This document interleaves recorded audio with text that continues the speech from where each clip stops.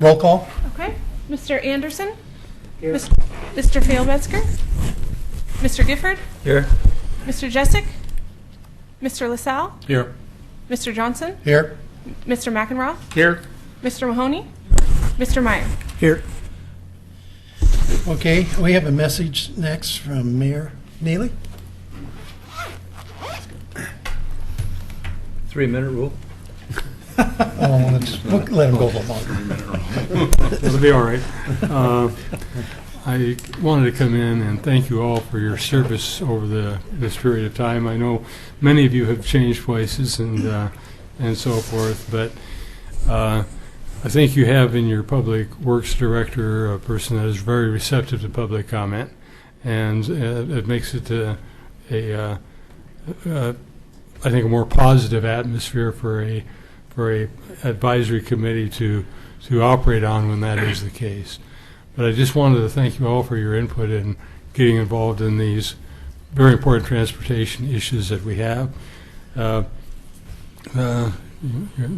challenge before the coming bodies is going to be tremendous, because we're really not going to be able to successfully grow in this city unless we solve some of the major bottlenecks that we have in this hilly area that has really not that many places to connect into the rest of the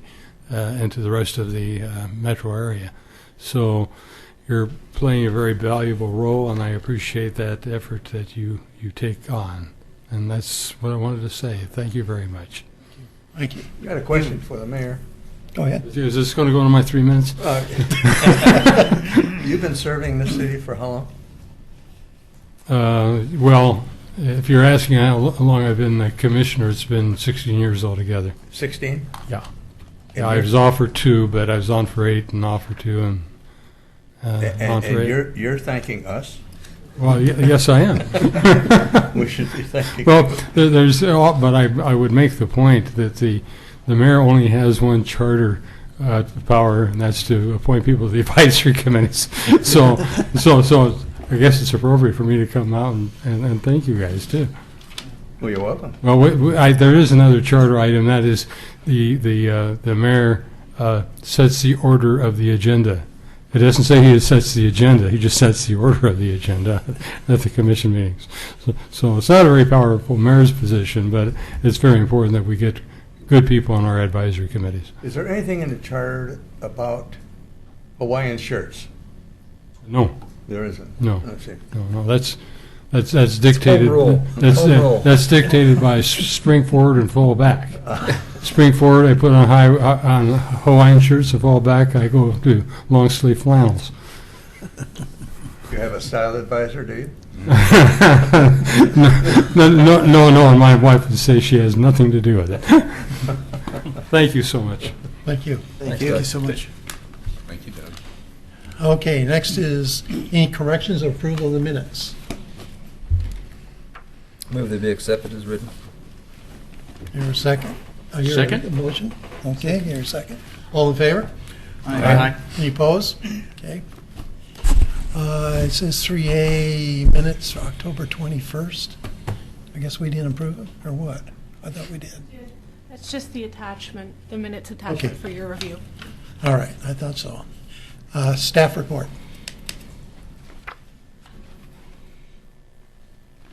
You're on to Actually, agenda John, analysis. Okay, yeah, sorry here. So, I'm moving too fast. the first item is we've got our county traffic engineer with us today, and he's going to present on this topic of transportation safety action plans. And I saw this presentation about a week and a half ago, I think, now, and I was so impressed with the idea and the need to kind of get the word out on the county. Well, it's countywide Drive to Zero campaign, and it is definitely about safety and our need for action, and how we could help see our accident rates drop. So with that, I'm just going to turn it over to Joe. Joe, you're going to have to step up to the podium and go through this. But when he did it for me, he was active and moving, And because of our situation here, he's got to sit down, and so he may jump up once in a while and do a calisthenic or something. So, with that, Joe Merrick. We skipped some comments, so we'll probably do that after these. Well, good morning. It's not morning. Good evening, everybody. All right. So my name is Joseph Merrick. I work for Clackamas County. I actually have two hats at the county. I'm the traffic engineer for the county, and my second hat is the director of Clackamas Safe Communities, which is a program focused on reducing injuries and fatalities.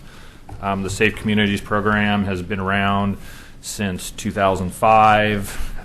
It started life as a grant-funded program through Oregon Department of Transportation, their Transportation Safety Division, and has thankfully been able to be sustained and grown. We're actually funded now out of the Clackamas County Justice Court and some miscellaneous grant funds. A little bit about me. I've worked for Clackamas County for 23 years, actually over 23 years, and I've actually been a resident of Clackamas County since the mid-'70s, a lot of that in the Oregon City area. So I've been around this area for a long time. Used to live over on Holly Lane, one of the roads that I'm sure you guys have all heard a lot about, and I can certainly relate to that. I lived on there pre-bypass days. So, I'm very happy to be here to talk about some efforts that the county is working on, which is Transportation Safety Action Plan. And so I want to start this presentation just by a short little video to kind of set the tone. Oh, do we have sound?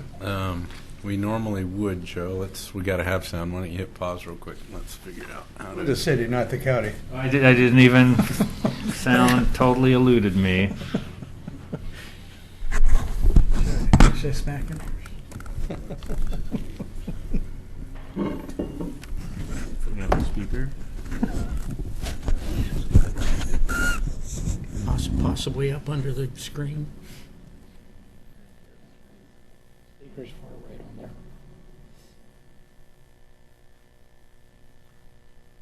Your new side. Got it. Bob's out. Yeah. Get it down.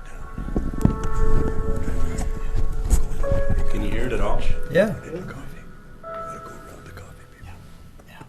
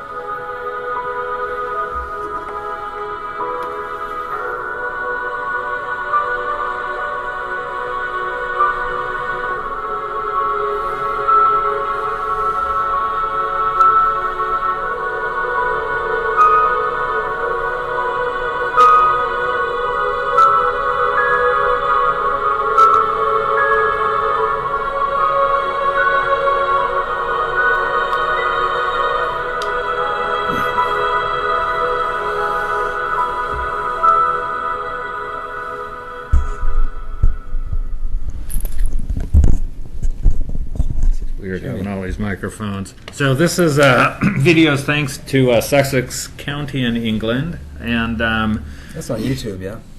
yes, Yeah, I've seen that. and this really sets the stage. Safety is certainly about crashes, but safety is about people. It's about families. It's about hurt. It's about really it's about people and humans. And how many of you have been in a crash or have a loved one that has been in a vehicle crash? And most of you are going to raise your hands, and I'm assuming most of you would prefer that crash didn't happen, right? Yeah, crashes are not fun. And so, but yet somebody was talking to me about crashes, and they're like, well, when you say that it's okay to have some crashes, it's like to look at your family and say, well, it's okay if one of you dies and one of you gets injured. And we would never do that with our family, so why do we do that as a society? 37,000 people die in the U.S. each year in vehicle crashes. And it's always puzzling to me, why is that so? What is it with the culture that is so acceptable?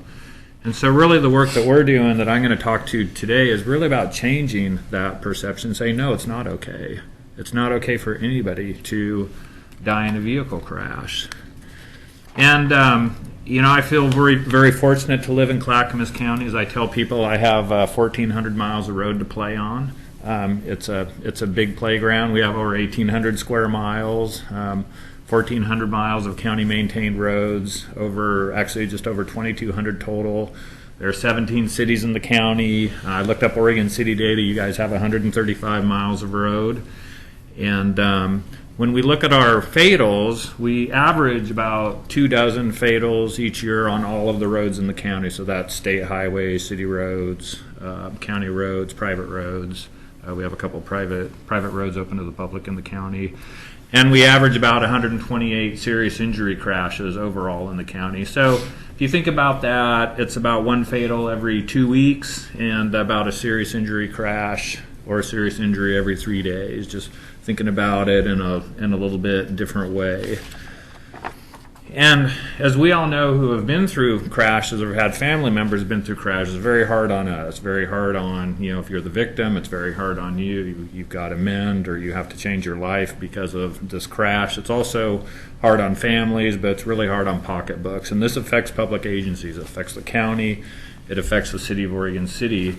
When you look at all the comprehensive costs, so the property damage, lost earnings, lost potential, tallies over almost like $129 million every year when you combine the serious injury crashes and the fatal crashes.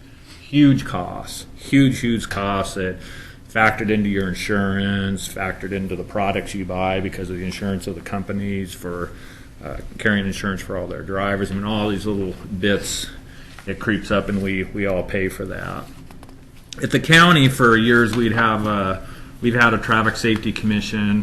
When I took over as liaison to the Traffic Safety Commission in about 1995, and one question the commission was always asked me, what more can we do? What more can we do to prevent fatal and injury crashes on our road system? And in the back of my head, I always knew that to do this takes a very big effort. We can't do like one public service announcement and solve the problem. It has to be big. It has to be countywide, and we have to get the word out, but it's like, I don't know how to do that. And so, time went on and continued scratching my head over the years, and this opportunity came up to develop a transportation safety action plan.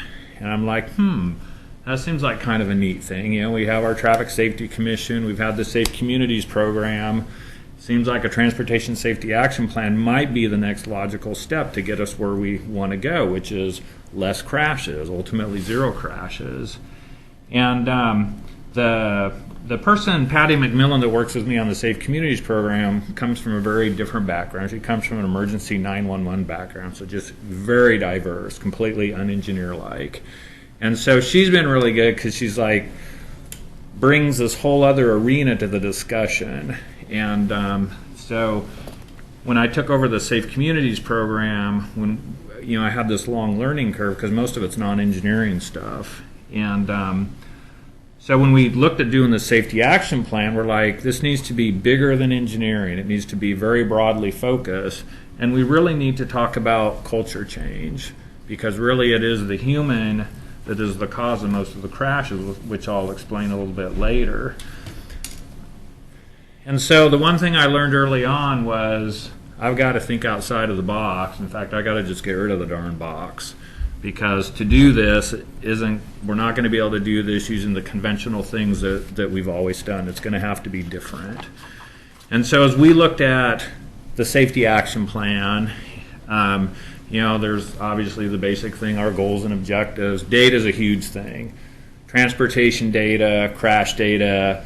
If you have the right person analyzing that data, they can do amazing things. And we are very fortunate to have a consultant helping us with the data. Used to work for Missouri DOT, running their safety program, and this guy knows his way around the data, so he can pull all kinds of very informative information out to help basically tell the story that we need to tell, as well as guide us in terms of where we need to go. And then I'll talk more about this whole 5E discussion, and then the Venn diagram relates to this notion of crashes. Is it the human, is it the vehicle, or is it the roadway? Which one is really the factor in most of these? How many of you have heard of the Highway Safety Manual? Good, I like it. I'm going to talk a little bit about the Highway Safety Manual. I'm going to talk about the safety culture, and I'm going to talk about audacious goals. I did a little trolling around in your transportation system plan, and I was very pleased to see Goal 1, health and safety. So raw for the city. So you guys have set the bar of health and safety is very high. And so presumably as you work on any plans, you work on maintenance, you're going to be threading that health and safety component into all that you do. And if I'm speaking out of turn, John, just throw something at me. And so that's really good. It's really important as cities grow, the habits that we have as individuals change, and our transportation changes. And so, for you guys, you don't have a safety action plan per se. Right. But that was a component that you were advocating for, I Yes. think, during our TSP process, but it was kind of a funding question. It wasn't going to be an additional cost, so we didn't get to there. And we were kind of late at that as well. It I wasn't can part still of that. pitch it then. You can still pitch it. Sweet. Yes. Okay. So this is my pitch. I'm really interested in transportation safety action plans, and I'm really amazed at the power of the plans in terms of transforming an organization. So that is what I'm going to be talking to you about today. And so this is going to be a little bit of a pitch, and John knows about my passion towards safety. But one of the questions that we asked was, what does our transportation safety action plan need to be? And the really cool thing about these plans, they can be different things for different people. If you're out there in Harney County that has mostly gravel roads, you might have a 5-page plan. We have like a 40-page plan, but it doesn't have to be this big gargantuan monster. It's really something that's very doable, and you can start very simply, and you can always add to it. And so that's a really cool thing, because as you know, and you guys were probably involved in your transportation system plan, that's like a big document. That's a lot of work. And the safety action plans, while they're still a lot of work, they're certainly doable. Data, and as I comment here, let that data sing. With doing that crash analysis, looking at all the data that's available in the ODOT crash data, there's 120 fields of data in the ODOT data. And so you can pretty much drill into that data and extract all kinds of very incredible, useful information to tell your story and to guide you.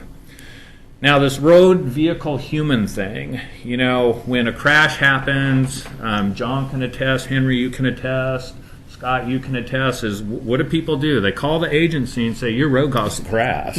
You got to get out there and fix that thing before somebody else dies.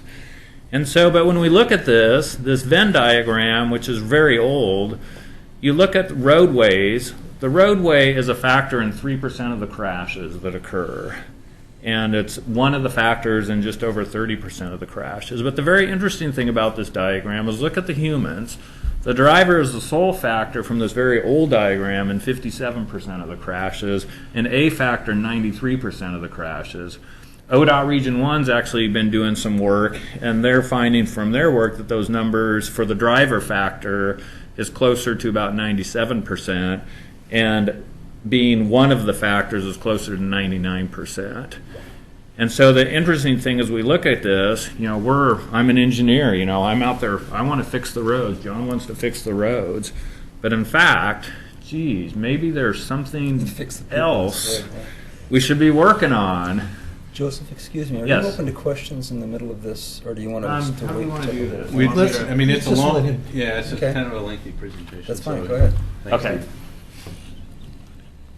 And so at the county, again, we like all good public servants, we care about the people that use our system. And so we developed this safety action plan, and it was adopted by our Board of County Commissioners in 2012, which, and from what I understand, we have the only locally adopted transportation safety action plan in the U.S.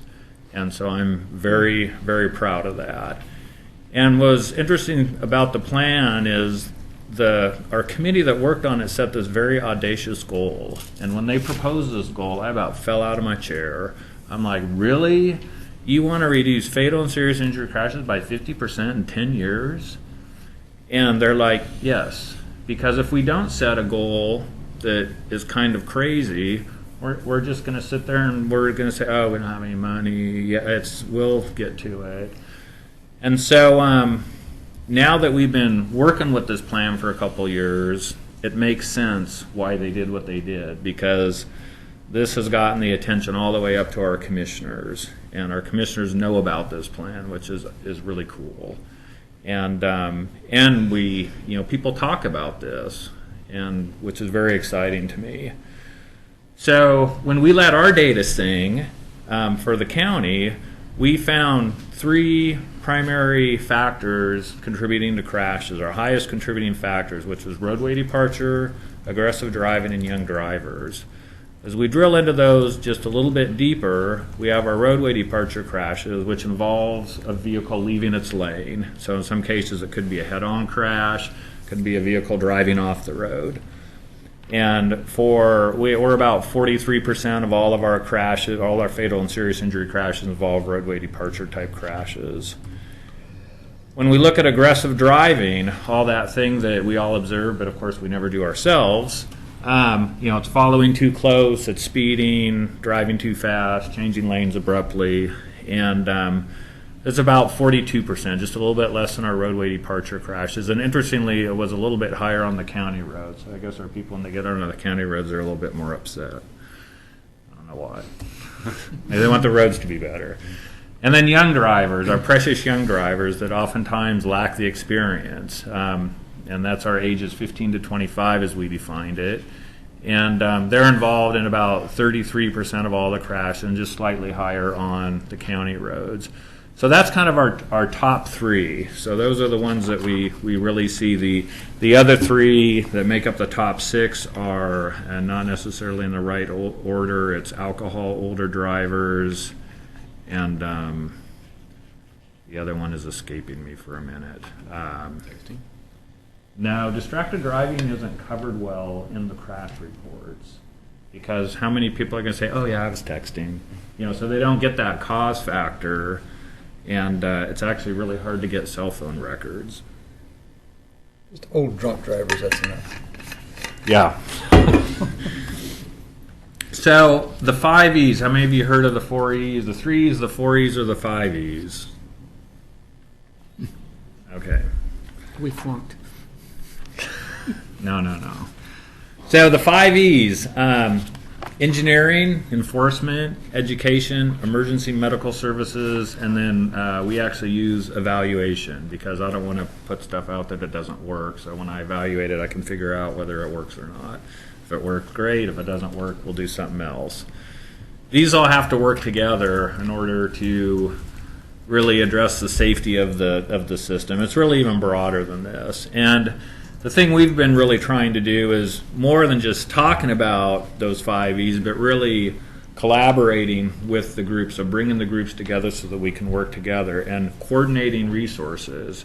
As an example, we just did a road safety audit combined with a health impact assessment on a portion of McLaughlin Boulevard. So we had funds from Oregon Health Authority for the health part. We paid for the road safety audit from the Safe Communities part, and so we leveraged those funds from those 2 very different areas to look at health and safety together. And so that's really where one begins to be able to be much more effective when you really collaborate across the various disciplines.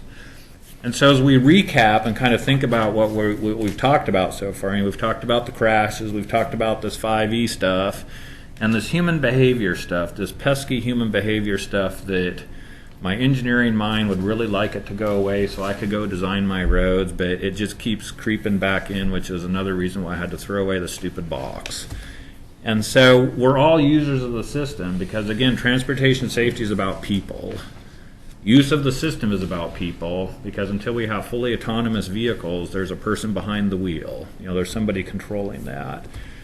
And so what's interesting to me is looking, I'll call this looking beyond the crash. And this is a very real world example that we really see all the time. We don't necessarily hear the story, but I've heard such stories. So crash report comes across my desk. It's a DUI crash. Somebody missed a curve and they went off the road and they were going too fast, and it was Bill the driver.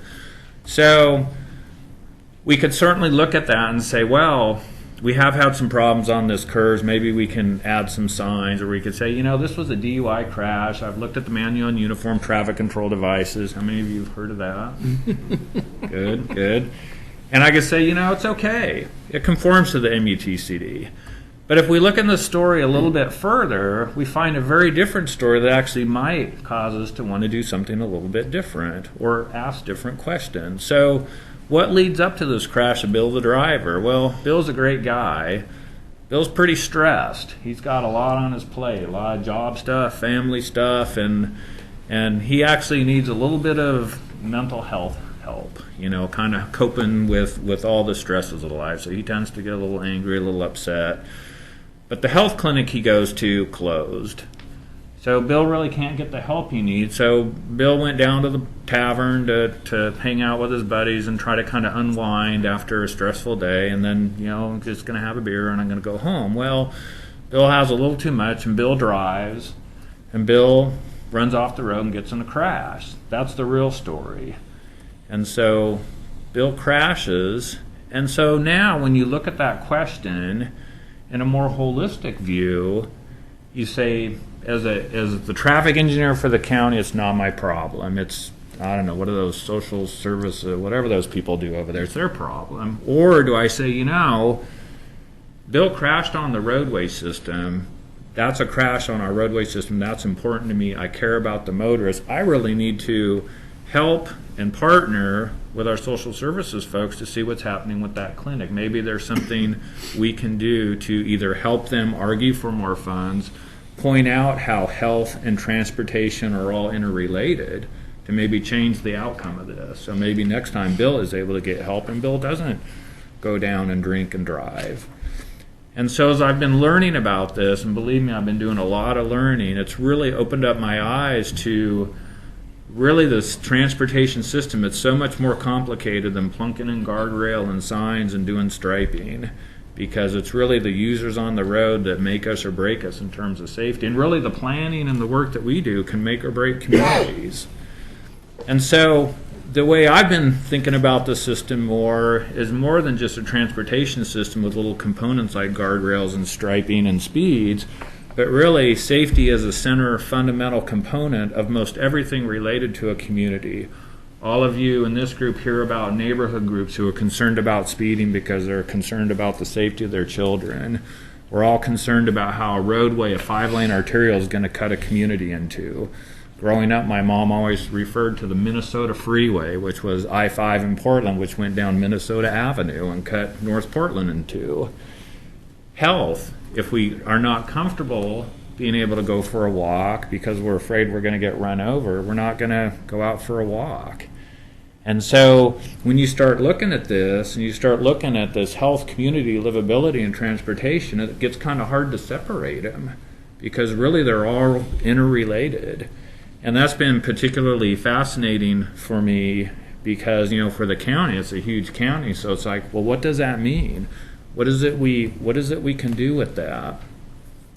So we've tried to begin to really diversify the partnership that we bring to the table to talk about safety, and rather unconventional partnerships. I'm working with our public health department, I'm working with our mental health department, I'm working with our social services department.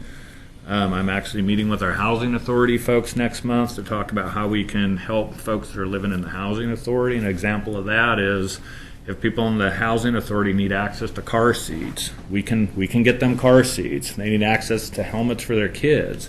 They need someone to advocate for them to get a little stretch of sidewalk built so they can get to where they need to go. We can advocate or even build it. And so it's really interesting when you start thinking about how all this transportation stuff is intertwined together. And obviously working with transit agencies and law enforcement, we work with our juvenile department, and then there's a lot of great nonprofits doing incredible work. Oregon Impact, which does DUI work and stuff around safety for kids and adolescents. Safe Kids, working with schools, working with hospitals. I mean, it's a very broad group of people that they all have a common mission, and the common mission is all related to safe quality of life. It's like, wow, isn't that kind of what we're doing with the transportation system too? And so as we look at this Drive to Zero thing, we sort of think about this human piece. Fundamentally, for on the road, safety starts with me. It starts with how I drive, what I do on the road system, whether I'm driving my car, riding my motorcycle, riding my bicycle. And then it comes from my heart. Safety isn't something I do from 8 to 5 and then I'm a moron when I leave. Safety, it's like a full-time gig. And then the other part is you. You know, I want all of you to be safe. I want the habits that you have to be safe, because I want to see all of you at the next meeting. And then our friends and family. You know, I'm a big believer. There's somebody talking on the cell phone when they're driving. I tell them to please put the cell phone away. I've actually threatened to get out of the car if they wouldn't, because I'm a very strong believer in that. You know, for me, if I happen to in the rare times when I've used a cell phone when I'm driving, it is horribly distracting. It's like, whoa, I should not be doing this, so I don't. And then this was actually, graphic was done for our safety groups at the county, but we have a lot of safety groups at the county, and so you know, I want those safety groups to be safe, or the safety groups here at the city. We have 1,800 employees at Clackamas County, so part of this is I want all of them to be safe. And then, like the granddaddy of them all is, I want all our county citizens to be safe, all 381,000 of them. And so what's interesting to me is, clearly I'm not going to get 381,000 to be safe. The little one-year-olds don't know about safety yet. But just think, if everybody changed, or a small percentage changed just a little bit, think of what an impact that would have on safety, just a little bit. And so what's reassuring to me and gives me a lot of hope is safety is really about changing just a tiny bit. It's not like, oh, my lifestyle goes away and I can't do anything fun anymore. It's like, no, it's just tweaking it just a little bit really gets us where we need to go. So what we're trying to do at the county is we've got this Drive to Zero campaign. So we want to stop crashes in Clackamas County. And part of my call to action is, you know, the Safe Communities program is Patty McMillan full-time and me about three-tenths of me. And so 1.3 full-time equivalents can't do this. You know, we can't cover this whole county and magically make it be safer. So it's going to take a lot of help from a lot of people. And so, you know, part of what I'm doing is I'm really looking for safety champions. I'll call them ambassadors of zero. And we're actually looking next year to start outreaching this Drive to Zero plan more. And bear in mind, it's a county-wide plan. So it's, you know, what happens in Oregon City, if there's a fatal in Oregon City, that's a concern to me. If there's a fatal on an ODOT facility, that's a concern to me, because I want everybody in this county to be safer. And so we've played around with things like a little pledge, which I didn't like it at first, but it's starting to grow on me. You know, so it's very basic stuff. We follow the posted speed. We slow down for the curves. We leave our cell phones off when we're driving. We lock them in the trunk if we're really tempted to use them. We wear our seat belts. We believe that safety is a way to live. We care about our fellow travelers. We care about the transportation system. So it's us engineers, it's near and dear to our hearts. And we care. We care about people. And we will drive to zero. So that's kind of the pledge. And it's doable. You know, that's what is also exciting to me. And again, Clackamas County, I think it's a pretty incredible place to live, work, and play. You know, having lived here for a long time. And so, you know, I'm a big believer in, rather than focusing on all the bad stuff, really, we got a pretty incredible place. Let's build upon the goodness. And when I go out and talk to citizen groups, when I talk about building on the greatness of their community, it's a much more receptive audience than when we talk about, oh, they're all going to die, it's carnage out on the roads. No, it isn't. You know, when you look at the millions and millions of vehicle miles traveled each year, we do pretty darn good. You know, we have our off years, but generally the system is amazingly safe. which really is a tribute to all of us humans that are out using the system. We generally do pretty good. We've tried to spread the word, sort of experimenting with different ways of outreach. These are some banners that we have up in several of our offices that we put together around talking about our safety action plan and kind of just awareness things about different components of the action plan. Another out-of-the-box thing we did was we started doing vehicle wraps. The top one is a partnership we did with our library network focused around safety seats, riding safely and reading. The middle one is with our dog services, focused on harnessing your pet and buckling the people. And then the last one is with our social services department, and they run a transit system called Transportation Reaching People. And this was a vehicle wrap that we did on a bus with the little characters borrowed from ODOT Transportation Safety Division from their Safe Routes to School program, affectionately known as our TRP kids, which we've also used at Barton and Carver for safety messaging that we've done at the parks there. And so again, as you see this common theme of having a lot of different departments within the county working together around the goals of safety for all of our citizens. So with the safety action plan, another thing we've been doing, have you guys done any road safety audits in the city? We're going to talk about our own internal safety audit of a neighborhood. So we've done that kind of thing, but not an official road safety audit. Okay, but you guys have heard of road safety audits? Just now. Oh, so road safety audits are, it's basically an audit of a section of roadway or an intersection, and under the federal highway definition, an independent group of people come in and they look at a roadway, and they'll look at it and say, oh, here's some things we think you can do to improve it. So it's kind of an objective look. We do them both internally with our staff, and then we've done some with external folks, depending on the situation. So road safety audits are an incredible tool, and I've really appreciated the audits that we've done where we bring in the outside people, because sometimes staff don't always have the credibility that we think we deserve. I'm trying to think of a good way to put this. So sometimes bringing in a party from the outside actually is good, and it does bring a fresh approach. So road safety audits are a great tool, and we've had very good success with doing some road safety audits on our roads. And the other piece, and I don't know how much you guys have talked about the highway safety manual, but the highway safety manual, you've probably heard of the highway capacity manual, right? People in here talking about level of service, the A to B and all this. Well, the highway safety manual is to safety what the highway capacity manual is to level of service. And so the highway safety manual strives to quantify safety, because you've also had discussions in here where I think it's safe, I think it's not safe, and it's always a little bit subjective. It's always been a little too mushy. So the highway safety manual is a new tool developed that really helps us quantify that. And the cool thing about that, while it's very data intensive and it's probably going to take about 5 years to transition into its full use, it can be used in planning, it can be used in development. In fact, we're working on some concepts right now for development to have roadway performance and safety as part of the requirements for developers, so we begin to incorporate both components in a more quantitative way. And then obviously with engineering and with maintenance. And so the highway safety manual really holds a lot of promise for incorporating safety into everything that we do as a public agency. And so it's very exciting. And then one thing we can never forget about are the very basic components of our roadways that really make them safe, and that is the work of maintenance.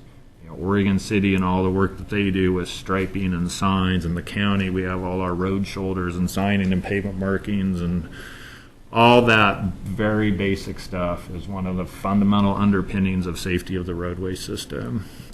And it probably gets the least credit. And again, as I mentioned before, a lot of safety advocacy groups. And so as we look at this call to action, and I don't know how much you want to go into this, but one of the things I'm always trying to do is, when we work with Oregon City, how can we help the city out? How can the city help the county? And then how can you as advisory committee members maybe help us with outreach in the safety action plan, be it, talking to your local neighborhood groups, bringing safety issues, be it on a county road or city road, to the attention of the appropriate folks so we can try to work on those. And so, because the safety action plan it's a really two-way street, and it's about a lot of people working together with a common goal and working together in a positive manner. And that also makes it, it makes it fun. And so it's not all doom and gloom. And to wrap up, because I've probably been talking longer than I should have, the really cool thing right now on a national level, safety is in. And so for myself, I'm going to ride the wave. I thought there was a tsunami warning. And it's a good tsunami wave of safety. And so with the safety action plans, even though you don't have tons of money, you can do a safety action plan. And the way I look at it, and I believe for our county, our citizens deserve it. I think your citizens deserve it. And the thing that we're finding is it's not a bank breaker. And because the strong focus on collaboration and partnerships helps really spread out the costs. And fundamentally, a lot of the work to be done isn't high cost stuff, because the engineering stuff you all pretty well have handled in the work that you do. I think we do a pretty darn good job on maintaining our roads and the engineering on our roads. There's always more we can do.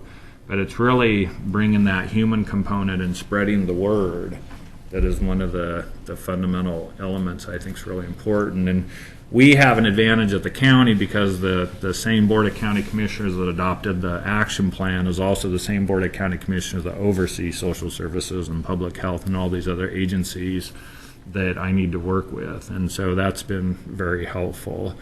But still, there's a lot of work within the community by those agencies, so there's still a lot of partnering opportunities I think are worth exploring and thinking about safety in a little bit different way.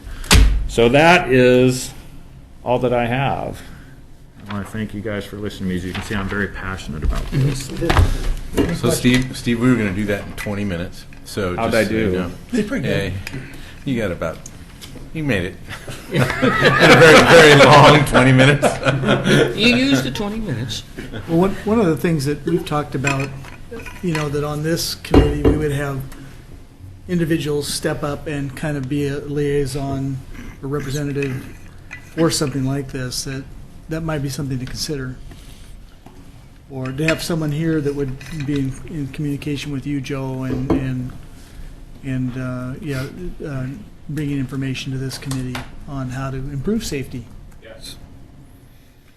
Yeah, that's one of the things. The county's got transportation advisory committee of its own. Mm-hmm. I don't know if it's made up of mostly the rural communities or not, but we've talked about that. Maybe checking in. We don't even necessarily know whether there's openings there. If you're in the city, if you can be on we have members that aren't in the city on our task force, so I'm assuming the same would be true for the county's transportation advisory committee or safety committee. But. Yeah.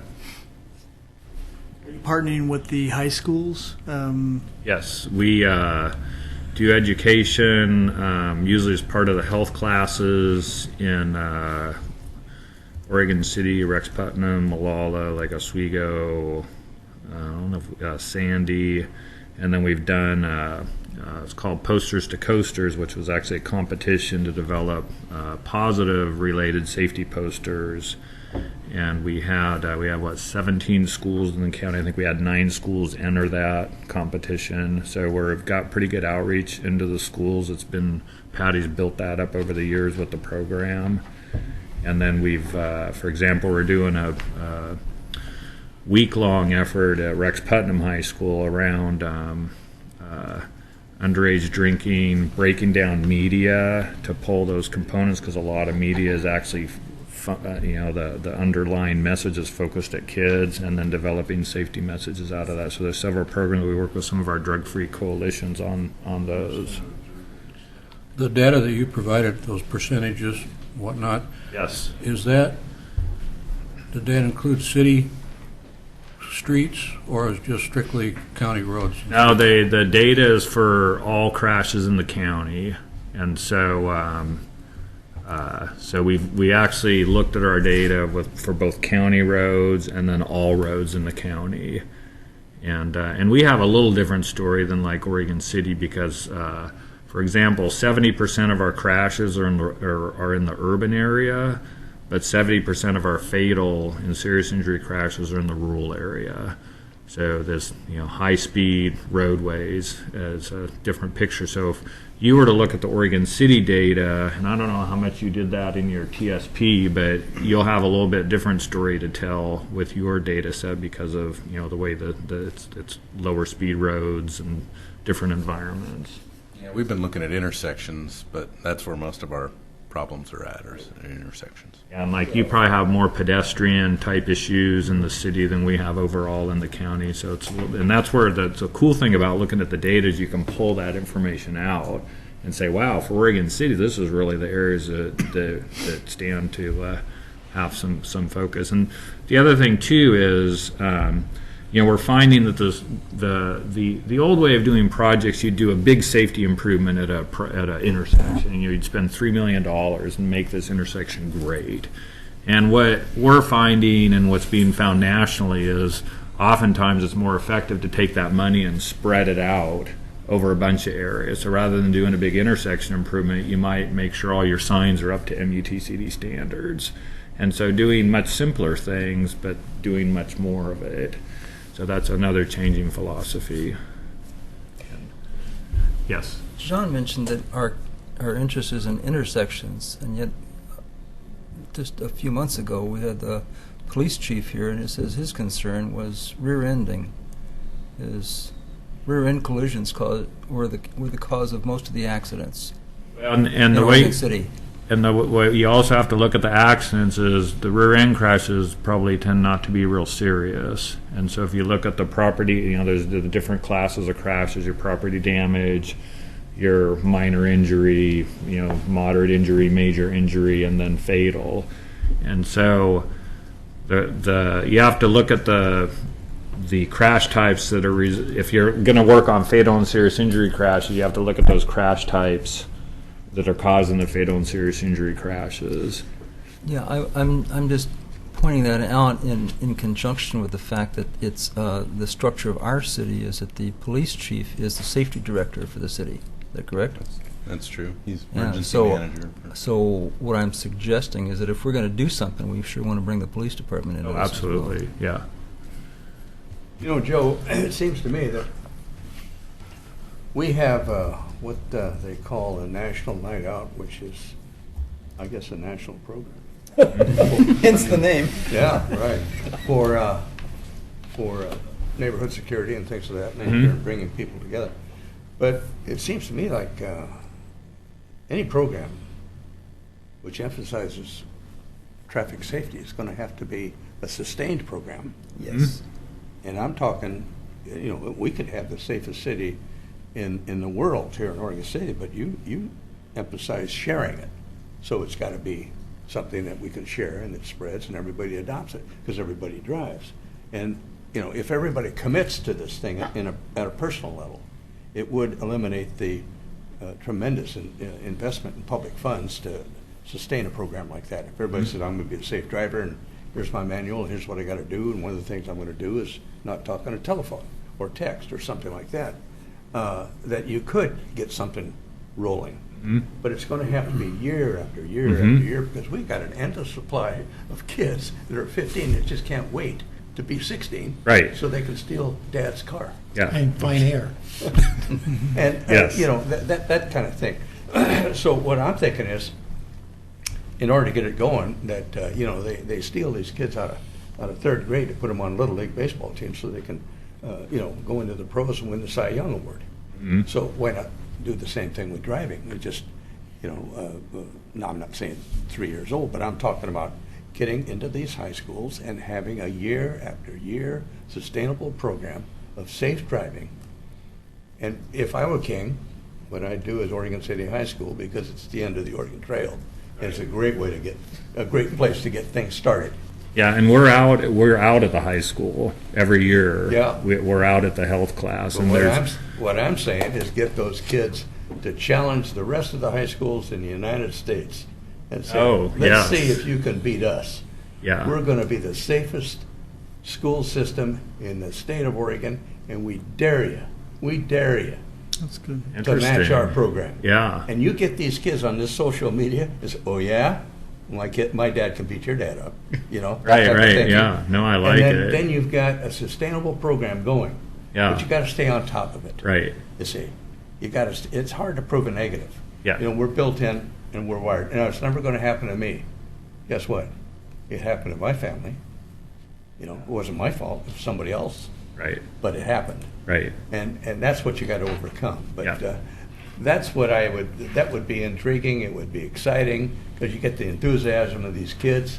And you know, just watch out. It's a tsunami. And I like the national approach, and there's some work that State Farm does on a national level. It's a national competition, and so that's I'm Just get everybody, gonna just everybody in there. kick that around a little bit more. Yeah. And just challenge them. Yeah. You know, I bet you can't do it. Yeah, no, it's a Oh, very, yeah? it's a positive way to engage our young folks. And I know one of the things we've talked about is trying to even get into middle school and begin, you know, that because that safety culture piece really comes from a very young age. And so in the long term, even in grade school, you start fostering those safe habits for the kids so that, Even the bicycles. oh, everybody, yeah, yeah. Be careful, Joe. You're going to start advocating driver's training and bicycle training. Well, that was a comment that I wanted to make. That one was, if you're going to change the culture, you need to start in the grade schools. Yes. And so the other is, I assume that you're including active transportation Yes. in the plan, and just also just kudos to you for very proud that this is the first in the nation. That's pretty amazing, and so great job. Joe. Yeah, I had a question, Joe. This plan shoots for the 50% reduction by 2022. What's the start year? Is this just kicked off this year, or what was the start year? The start year I'm essentially using is 2013. That might be a little mushy. And the way we're tracking it, we the same consultant that analyzed all our data is setting up a tracking tool right now. And using the highway safety manuals, we do like we sweep a roadway and change all the signs. And so in the highway safety manual, we know that it's predicted that changing these signs is going to reduce crashes by 10%, let's say. So we're setting up a way to track that to say, okay, on this road, we've currently had this number of crashes. We think we're going to drop it by 10%. And then as the crash data comes in, we're going to measure the real crashes against our predicted crashes to see how we're tracking. Because that was one of the things I'd been scratching my head over. It's like, how in the world are we going to track this thing? If you can't measure outcomes, Yes. you got a problem. Yeah, so we're working on getting that in place so we can actually track it. And then I have a measure to say, here's the level of investment that we've done so far in safety, and here's the level of partnership, and here's where we're at, and here's where we need to go. So we're either on track or, gosh, we're not on track. What do we need to do different to try to get on track? I think I've also heard some different terms besides serious injury. How do you define a serious injury as opposed to other kinds? Because you were doing the threshold of fatality and serious injury, correct? Yes. So what does a serious injury look like if you were trying to summarize it for us? A basic of the serious injury, and there's actually very strict definitions, but it's basically something that it's things like the broken bones. It's the things that take a long time to heal. It's the things that require hospital visits or require surgery, to put it in layman terms. And there's actually in the Federal Highway Administration, National Highway Traffic Safety Administration actually have very strict definitions for a property damage crash, a injury C crash, which is a minor, injury B, injury A. Of course, the fatal is pretty obvious. And so those are all defined. So then if we looked at, and this may be a question for John, how many fatalities are we having per year within our city limits? You guys and how are many averaging serious injuries too? I looked at the fatals for the city, and you were like 1 to 2 a year. It looked like when I've got. I think we're actually under 1, but There was a couple of Or years. if yeah. you look at a longer period of time frame. Yeah, Right. I think there was, happened to have 11, 12, and 13 and 14 data, and I think there was like 1 and 11, 2 and 12, 1 and 13, 1 and 14. What or about something the like that. serious injury in the city? Did you look at that one? No, I didn't look at the serious injury. I have some of the data isn't. So I'm getting from ODOT. I'm getting their preliminary fatal list, which I'm getting weekly, which is just amazing. The rest of the data from ODOT, actually, the 2013 data just came out in October. And so, like, we haven't started pouring through our data yet. So the full compilation of data, you know, it lags by about 8 months because we get it from Oregon Department of Transportation. But that data is actually out there. And I don't know if you remember from looking at your TSP, if you guys looked at serious injury crashes, how many you have. I don't think we did, Joe. I'm one of them. You're one of them. 07. Or 08. You know, Joe, it's interesting too to think about technology. You know, the new cars that are coming out have all of these devices that help you stop before, you know, and you just think, I read an article or heard it on the news that by 2040, I think they said that most cars or newer cars won't even have drivers. Yeah, So, I that's think it's interesting. BMW set to have the first autonomous vehicle on sale in 2018, I think is what I've read. GPS definition type thing. Just push a button and it'll take you there. Yeah, well, it's very interesting about the autonomous vehicles. Like we have a Volvo which has a lane departure warning system that relies on a camera looking at the striping.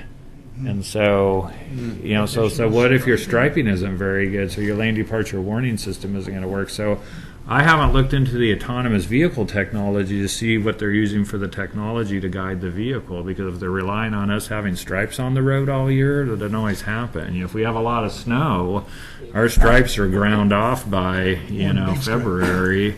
Well, Joe, one of these days you're going to have smart highways. Yes. And you're going to also have a chip in a car which acts as a black box.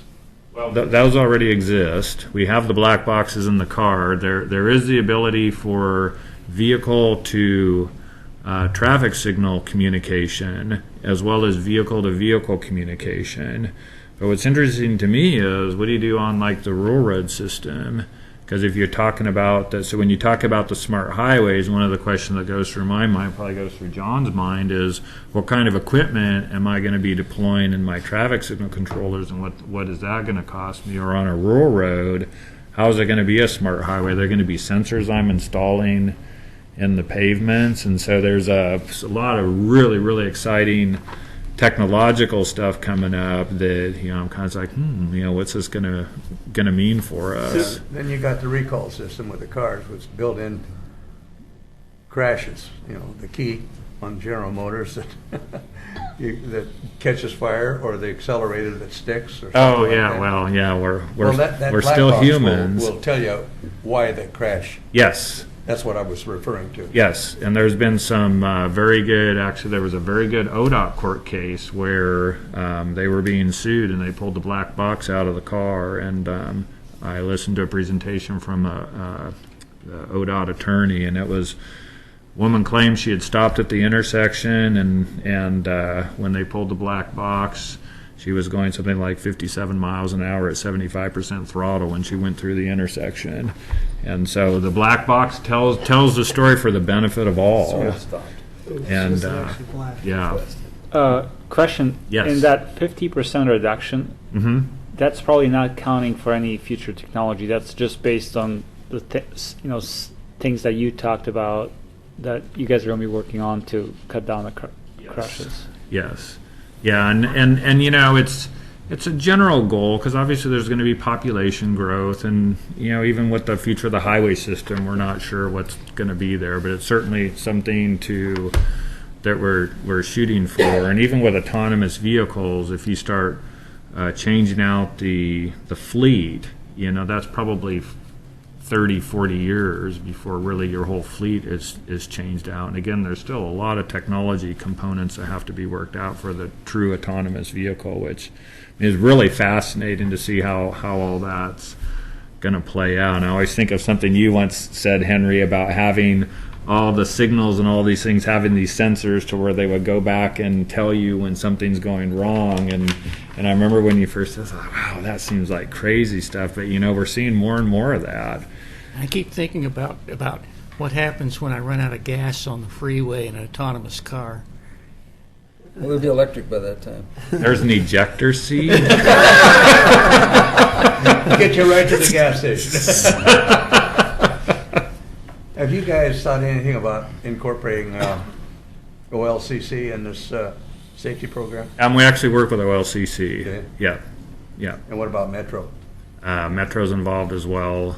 Metro actually has a safety action plan, and there's actually a region-wide group that's gotten together, and they have 2 focus areas of DUI and then bike and ped issues. And so there's region-wide interest in this. Metro is like, I want to get into Metro. I think about, you know, having public service announcements and advertisements at the zoos and having vehicle wraps on the sides of the garbage trucks and the trucks going up into the gorge, having safety messages on those. And there's so much you could do, and so I'm hoping over time that we can get Metro warmed up to thinking about safety in a much more holistic way, rather than just in their transportation side, but think about safety and all of the good stuff that Metro does.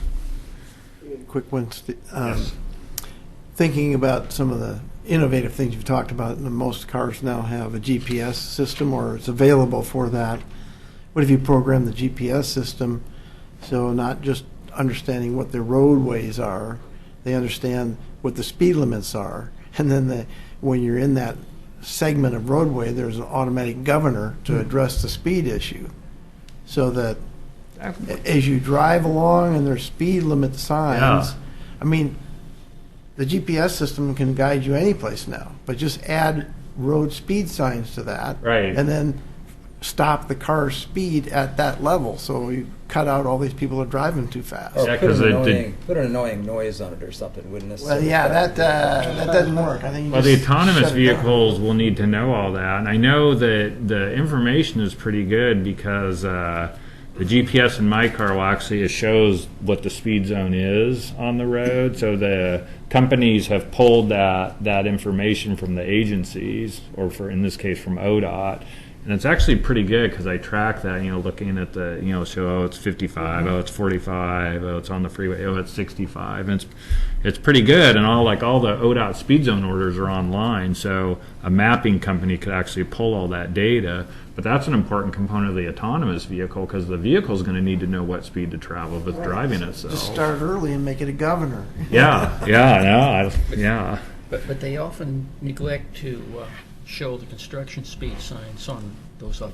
That and we've had a lot of problems. If any of you have ever been up over Lolo Pass Road to Hood River, a lot of GPSs direct you over Lolo Pass, and we've yarded a lot of trucks out of there and almost had to do a search and rescue on a couple guys from Mississippi that went up there and got stuck in the snow last winter. Yeah. So, well, you mentioned cell phones. Those things can also be a safety factor too. Yes. Because I won't leave the house without it because of the safety factor. Right. A lot of people have gone over the side and out of sight and used their cell phone to get rescued and things of that nature. Yeah, and that's where a couple of our vehicles have OnStar on them, which is great. So OnStar, if there's an airbag deployment, OnStar automatically notifies.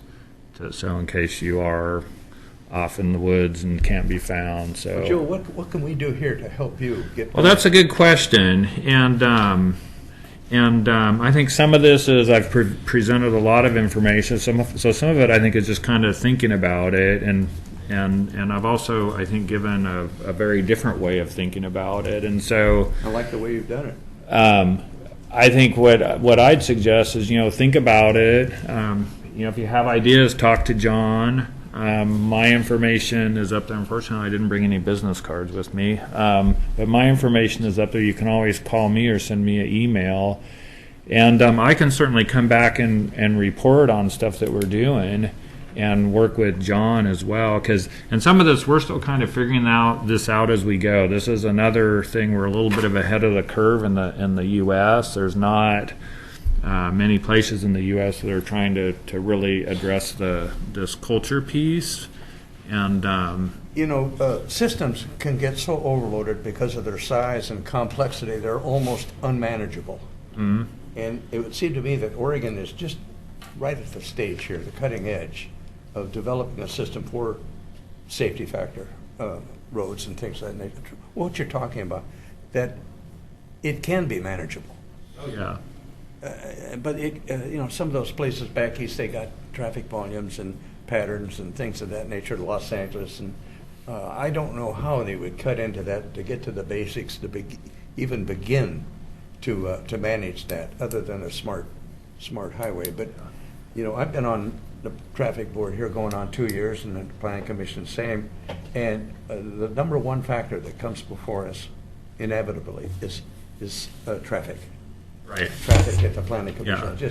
That's the first thing people complain about and talk about. Yeah. Is traffic.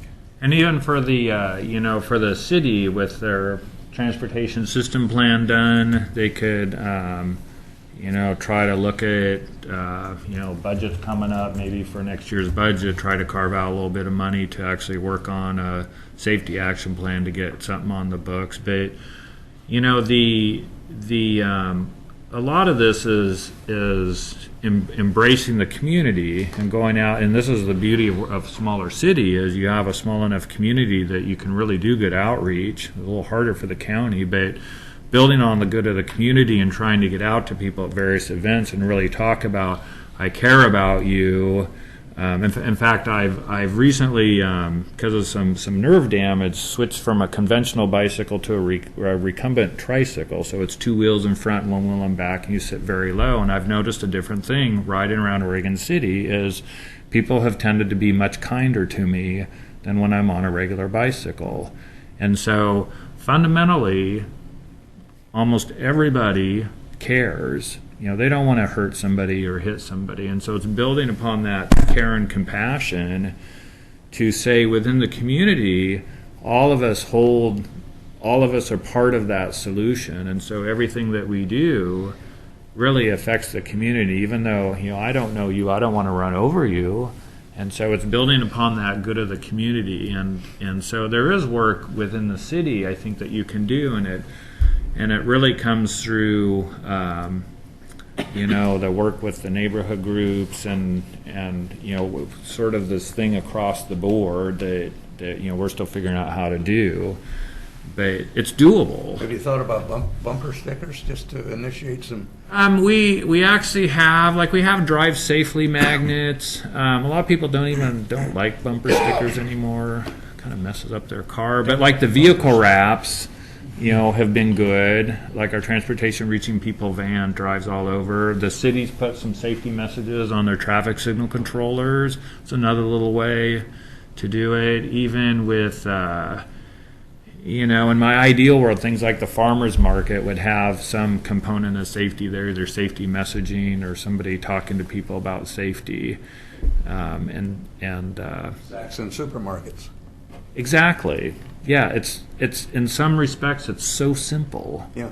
Because it's people seeing the message over and over again, and what you begin to do is you shift those norms. So rather than people saying, gosh, everybody speeds in this city, to where you begin to shift it, it's like, really most of us don't speed, so I shouldn't speed either. And so that's another piece of it, is correcting those perceptions. And some of the work that we're doing a little bit of work with Montana State University, who has, out of their Center for Health and Safety Culture, have developed this positive community norms framework. And that positive community norms framework works from the concept of hope and really this notion of building upon the good of the community. But the first piece of that is correcting those perceptions. And they're actually working with Oregon Health Authority around underage drinking. And so one of the big things when they go into schools is they have to work on those perceptions. And so they'll survey the kids and say, how many kids do you think drink? And the kids will say 70%. The actual number is like 10% or 11%. It's much lower. And so with somebody just knowing that, they're like, oh, well, I thought everybody was drinking. But really, most people don't. And so then it becomes more okay to say, no, I'm not going to drink. And so correcting those norms over time begins to help shift that, and that's part of what we're trying to do with the culture piece. And again, this is very new. This first came out through the World Health Organization in what they called a Decade of Action, which was back in 2010, and it was a global effort to reduce fatal crashes around the world. But one of the big pieces of that proclamation dealt with culture, which was a first. And then the United States has a Towards Zero Deaths initiative, which also includes that culture component. And so that's really the first time in a broad safety plan that we started talking about the human. And so that's really where the excitement lies as we look down the road.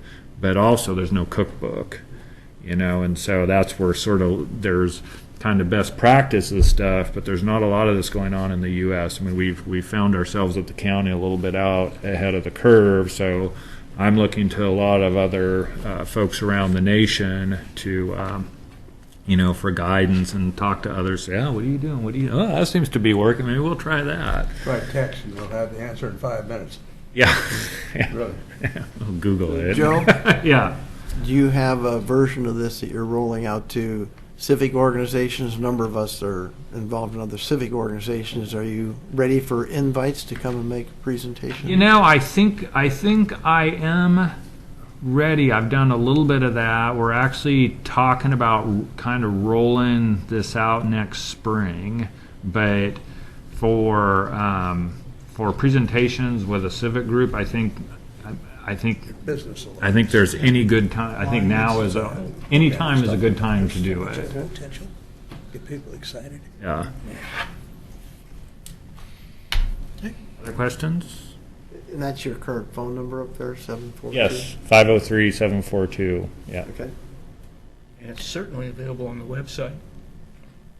Yes, and if you go to safecommunities.org, our Transportation Safety Action Plan is available under resources, and I think you can contact us through that website as well, and you can look around that website. But thank you for your time. And, Thanks for your presentation. And hope from hearing from you some more. Yes. Okay, I got a little bit out of whack. Yeah. No, I was just waving. Doug. Oh, I'm going to get Something we said, he's taken off.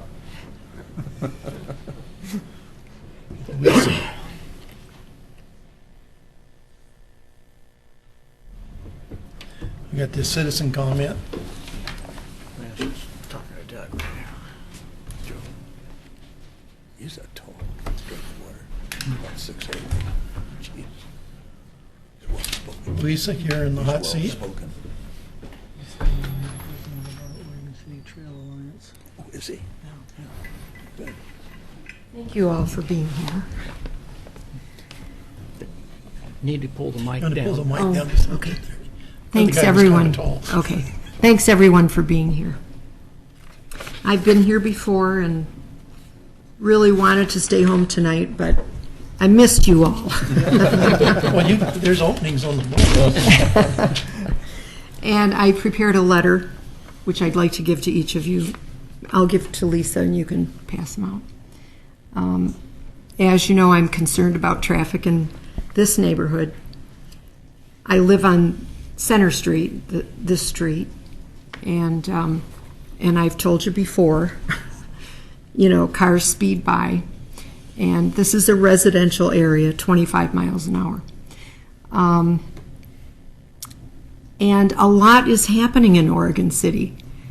The Willamette Falls Legacy Project and the library. These are huge things. This is going to be more traffic. I'm hoping that we keep this historic area residential and slow. I have learned that on, I believe, Lynn Avenue and another street, the speed limit was changed from 25 miles an hour to 35 miles an hour. And I'm afraid that with these tubes that are going across the road, counting traffic, you know, checking the speed of traffic, that this might happen. It really worries me. This is a historic district. It's a residential area. I want to keep it that way. And there are a lot of ideas for signage and that type of thing, and I was so happy to hear this presentation. And I know, John Lewis, you came up with the idea of having a campaign, citywide campaign about traffic safety. So, I mean, there's so many ideas. So, and New York City has passed a law making it their default traffic speed 25 miles an hour. Did you know that? Okay, that's all I have to say. Thank you. Are you talking in New York City? Is that New York City proper? I mean, in this within the city limits, or? As far as I know, they've made their default traffic speed limit 25 miles an hour. So if you don't see a sign, the speed limit is 25 miles an hour. I know in Manhattan, I don't know that you could go faster than 25 miles an hour. Well, it's just, you know, I mean, the thing about changing the speed limit to a higher speed limit is that, you know, the speed limit is 25 miles an hour. People are going 35 miles an hour. Right. If you change it to 35, people are going to be going 45. So I'm for keeping it low in a residential area. And, you know, striping, bike path, curb bump outs. Someone mentioned that a couple months ago, having bump outs. Sidewalks, stripes for crossings. You need to be at the microphone if Oh, you're going to sorry. keep talking. There are so many ideas for traffic calming. And I hope, and you know, I know that there's not a lot of money in the budget. I appreciate that, but there's some things that we could do that wouldn't cost a lot of money. And it would be wonderful to have a citywide campaign. Sign saying, drive like your kids live here. Or, you know, stay alive, drive 25. Things like that. Simple things. Thank you. I've got one question for you. Would you please do yourself a favor? Yes. And stay involved? I Because am. this is what we need here. Yeah. We need people like you to come up and tell us what's on your mind. Yeah. For community involvement. Right. And that legacy program is really, you're right. And I'm just a couple, you know, Yeah. I mean, we're going to have traffic. And it's inevitable. Right. But if people like yourself who are concerned stay involved so you can advise us, and we can get that information and advise the commission, it would really help. It really would. I'll keep coming to me. I've been here and I'll keep coming back. I have neighbors who are also interested, but boy, it's hard to get people to come up here. But I'll keep coming back. Well, what we're dealing with is the inevitability of change. Yes. And how to deal with that. And boy, I'll tell you, that is a challenge. Because you got property rights, you got free enterprise, you got the marketplace, you got the recession, you got all these things coming together as in a perfect storm. And how do you keep the doors open for business? Right. You know. But, you know, in this neighborhood, it's livability, and it's so important. We want this to remain a residential area. John, what was the reason for increasing the speed limit? On Lynn Avenue, again, ODOT. it was a traffic analysis that ODOT performed for us, and when they got through that, part of the problem was the hill was marked with multiple speed limits on it, so they got consistent, and they did the traffic analysis that they needed to do along there, and they determined that the 85th percentile was 35 miles an hour. So with some additional advisory signage that's for some of the corners and things like that, but that was the reason why it was reduced. And we think if we can Increased. It wasn't reduced. increased, right? If we can get to a point where we can actually implement the Lynn Leland corridor plan and actually place, some narrowed lanes, some better traffic control, better crosswalks. We think that, again, it's not necessarily the signage that guides the speed limits. It's based on, the roadway itself and how comfortable people are at driving that. So if the roadway's a wider boulevard with not a lot of obstructions and they feel comfortable, then they're going to drive whatever speed that they feel comfortable with. So that's really what sets speed limits, other than, many people abide by signs, so they're helpful as well. But a lot of it's got to do with on Lynn Avenue, for instance, especially in the downhill travel lane. People are comfortable enough to continue to travel at 35 miles an hour, or in some cases more. So my question is, so let's say you do a traffic analysis of Center Street, and you find that the guidelines show that the speed limit should be 35. Do you contact the neighborhood association or neighborhood people and say, we're going to apply? I mean, don't you have to apply to the state to change the speed limit? Yeah, and we wouldn't do that for a roadway unless we were hearing from the community that they're, like, for instance, Washington Street was an example. Now that we've built all the new intersections on that end of town, on the down near Home Depot and Metro, there had been a request from this committee in particular that we look at we asked the state to do a speed study, because same thing there was a couple different speed zone postings, and they were, just the way Washington Street came together with the jug handle project. We had some inconsistencies there, so that's why we looked at that one. The same thing was true for Lynn Avenue. Center Street, in the section that you're talking about, as far as I know, there's no proposal to look at that. Even though we're doing traffic counts for different reason, really. We're doing traffic counts because those are places where we typically do them. We do those every 3 years. We look at not only counts, but we look at the speeds, and then we post that data. We're not necessarily looking for streets that maybe are traveled at a higher rate than what they're posted at, so that we can pursue a study. So that's not why we're doing the traffic counts. It's more a data set so that we can have, so that if we're looking at any kind of land use issue or doing a traffic study like we did for Kenema, for instance, we'd have that background data and we'd have a fair amount of history. We've got every 3 years for several years we've been collecting traffic data, and that's what we're doing this year. And oftentimes that data will help get money to fix the roads. That'd be great. And so what would be the process to go through to change Center Street from being this wide street that people do fly down,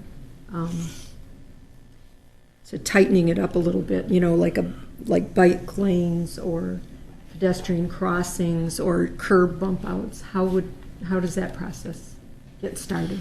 Well, usually it's identified in the transportation system plan. I don't remember Center Street being listed that way, but it's probably, I don't remember what designation it was, but there may be desire to have bike lanes on Center Street. If you're talking changing curb alignments along there, we probably wouldn't see much change. It's still going to have on-street parking. We know we need on-street parking. And I believe it's neighborhood collector, so we have specific sections for how wide the lanes need to be, for instance. So, and curb extensions are interesting. When you redo a boulevard like we did on 7th Street, it's a little different. We're completely changing the section. We're adding storm drainage. We're dealing with a comprehensive look at that road section. So, to just add curb extensions, there's drainage problems associated with curb extensions. So if you're not placing catch basins in the right locations, that can be a problem. I don't. The other piece to it is the historic nature of the neighborhood and whether or not curb extensions kind of fit within that historic designation. But bike lanes are possible, and I'm not sure we can fit them safely, but. It might be what we've done in some of our other street sections is we've eliminated parking on one side of the street, and that would then accommodate a bike lane. We can also do sharrows, those kind of things. Some of the things that we've done on Main Street, which kind of let the driver know bicycles are in the same, zone.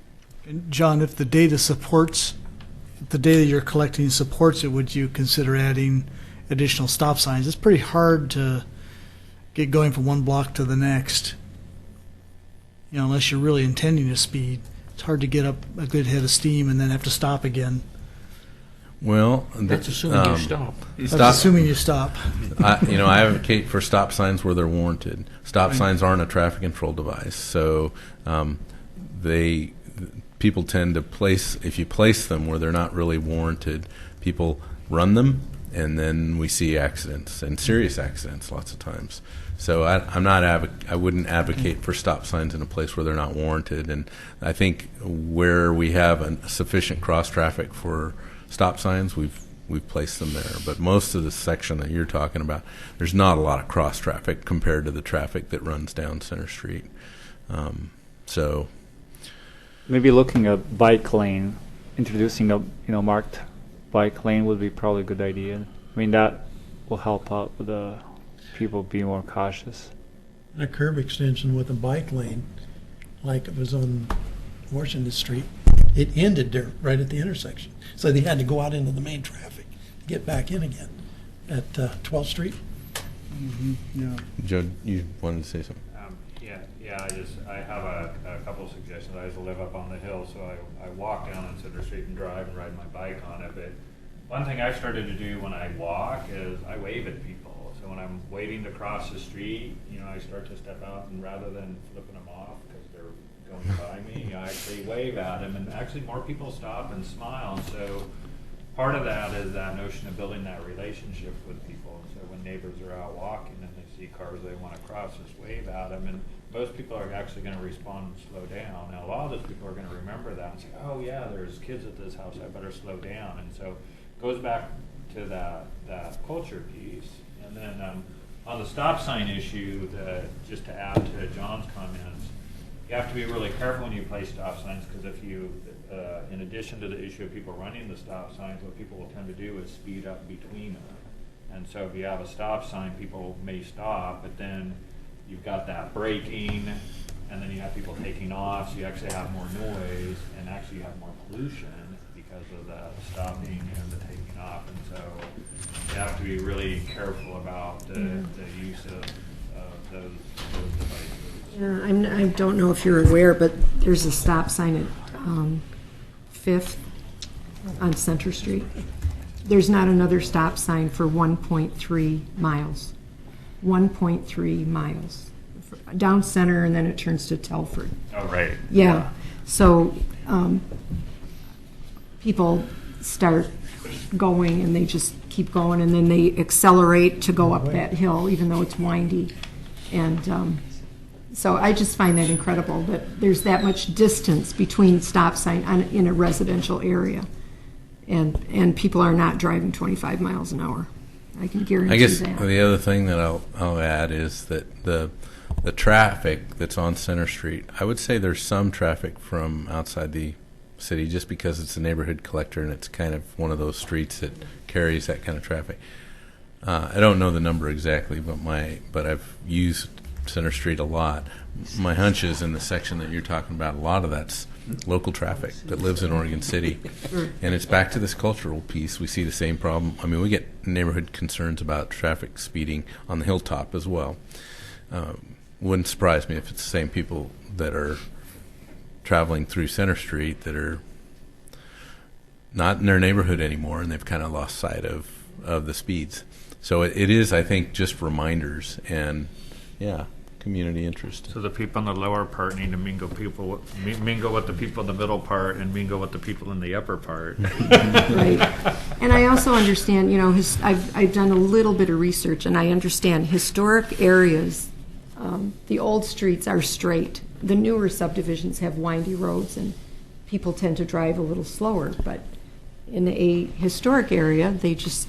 Except for Kenema. Except for Kenema? Yeah. Oh.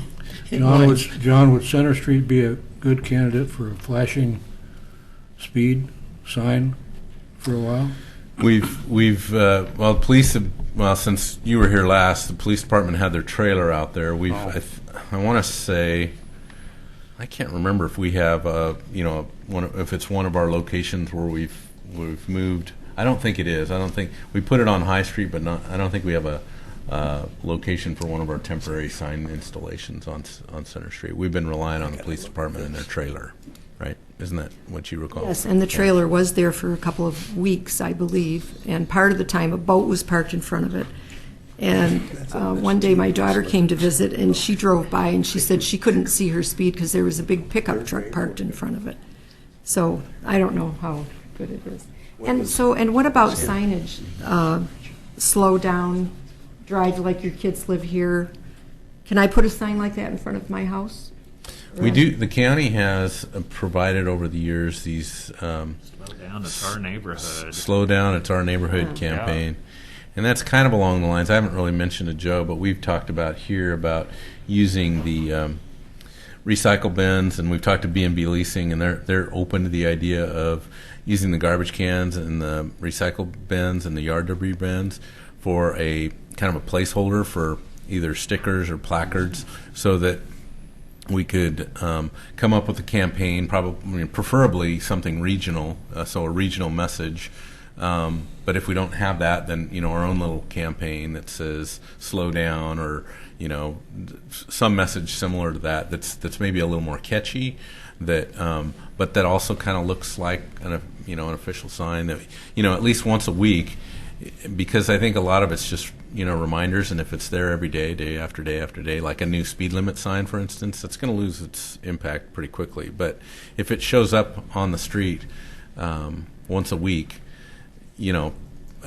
I think that will have more impact, or that's kind of our thinking, is that it would have more impact, and then it would roll away during the rest of the week unless somebody chooses to use it every day, and that would be okay too, I suppose. But that's kind of one idea that we've talked about, and we'll probably pursue, because I don't think it would cost us very much. Thank you. Okay, thanks. Public Works report. All right, so it's 7:30, so I'm going to get through this. And unfortunately, Martin couldn't make it tonight. I know he's got his heart and soul into the Kenema neighborhood traffic concerns, and I guess I'd like to start with acknowledging that, because I think it's above and beyond what we've typically done for some of these kind of neighborhood concerns. But it's in alignment with kind of some of the things Joe talked about, which is kind of a more comprehensive traffic safety audit. And I guess I'd also like to thank this group for taking their own personal time to do a neighborhood walk of that neighborhood. I know it's a small neighborhood, but it's steep and strenuous to get from one end to the other. So I want to thank you for being involved in that. As a result of that meeting, there were several suggestions about different things that could happen out there. There was still a concern to see that the neighborhood be signed at a lower posted marking than 25 miles an hour. And so Martin not only kind of has come up with, so there's a memorandum in here, which in your packet, which I'm hoping you've had a chance to read. But really, the outcome of that is adding a three-way stop controlled. Right now, it's a single stop at 4th and Miller. So even though it probably doesn't meet the warrants, it does have some geometry problems associated with the steepness and the slopes at each of the two corners. And so we're going to go ahead and with this body's kind of buy-in, go ahead and stripe stop bars and place stop signs and stop ahead traffic control change ahead signs for that intersection. And then the other piece was just some chevron signs that kind of denote the corner as you come down 5th Street and turn onto Miller and kind of enter the Kenema neighborhood. So we saw that as a need, and you'd be able to see those chevrons whether you're going up or down the hill as well. And then the addition of some dead end signs in those locations, like down near the Kenema Park, where it really is a dead end, and just kind of denoting that for the neighborhood. We thought that was an important piece as well. So those are the recommendations that we have, and other than that, he's provided a lot of data with regard to special traffic, a speed study that he and some of our staff did to kind of pick up some more traffic data that is above and beyond what our normal traffic counts do. So we've got that for the neighborhood as well. So we think that's successful kind of audit, if you will, and I guess just like to get some buy-in from that. Oh, the other thing is I've reviewed it, Martin's reviewed it, and so has our city engineer. So we've got buy-in from the city engineer on the recommendations as well. Mr. Chair. Mr. Chair. Got a question for John? Yeah. Do you have an estimated cost as those implemented? I don't have them. Martin may have them, but I don't have them. And is there something, is there a way we could put those on there sort of conditionally? That is to say, monitor them after a year and see how effective they are? They'd put stuff up like that, and say it's not going to do any good, and what's the sense of doing it if you don't monitor it? Well, we don't have a lot of accident history in that neighborhood. That was the other thing that we found, was that I'm not sure this is necessarily driven by, a major problem with accidents, but we are hearing pretty consistently from the neighborhood some concerns. So other than neighborhood subjective opinion, I'm not sure what we would monitor. What I want to be sure of is that you mentioned the word driven by. What's this driven by? And I want to make sure this is not driven by 2 or 3 people. I mean, is this a legitimate neighborhood expression, or is it 2 or 3 people that are vocal? Well, that's interesting. We've kind of heard individually from other people in the neighborhood that say we don't think there's a problem, and then others who feel like there is a problem. I think that the feedback that I got from this body after is most important to us, which was we saw some room for improvements. And so I think the things that we're talking about were those kind of areas that were room for improvement. And I felt like the input from this group was a lot more moving than what we heard from those who originally asked, who we're asking for a lot of things besides what we're proposing. So this is what we're suggesting are things that we think we justify in our own mind, and we also suggestions we heard from the Transportation Advisory Committee. John, for what it's worth, the concerns that you've been hearing now are similar and almost the same as what I was hearing when I was working here 10, 15 years ago. Mm-hmm. So on a historic basis, it's pretty consistent. Yeah. And some of the accidents, has it caused bad weather, slippery weather, icy weather, rainy weather? Yeah, none of the accidents were really driven by neighborhood speeding. John, will this be taken to the Kenema Neighborhood Association before implementation? I don't know exactly how thoroughly they've been involved up to this point. So we're directing them to your meeting. So and this package, it's not our intent to go out and deliver the message to the Kenema neighborhood. We feel like we've put a lot of energy into this, spent a lot of staff time, and we feel good about sharing that with the Transportation Advisory Committee. We'd like to, if the neighborhood has questions, direct them to the meeting minutes and the meeting video, but not necessarily take it directly to the neighborhood. Martin did attend the neighborhood meeting, the last neighborhood meeting as well, and talked about some of the things that we were doing, and at that meeting we were directing them to, again, the Transportation Advisory Committee. So I guess I'll rephrase it. So if this gets approved by this group, you would then be implementing it, but there may be people in the neighborhood who would be surprised, I'll use that term, because they haven't been following it up to this point. That's almost true in anything we do. Yeah. Right. I'm just, given the history of how this got in front of us, I'm just trying to understand exactly who's going to know what. Yeah. I would say we're, especially with the current neighborhood chair, we are communicating with them. Whether they've So you read sent this or copies not, of I this don't know. to them. I don't know that we've sent them copies because, like I said, we're still focusing on the Transportation Advisory Committee as we're trying to Yeah. minimize our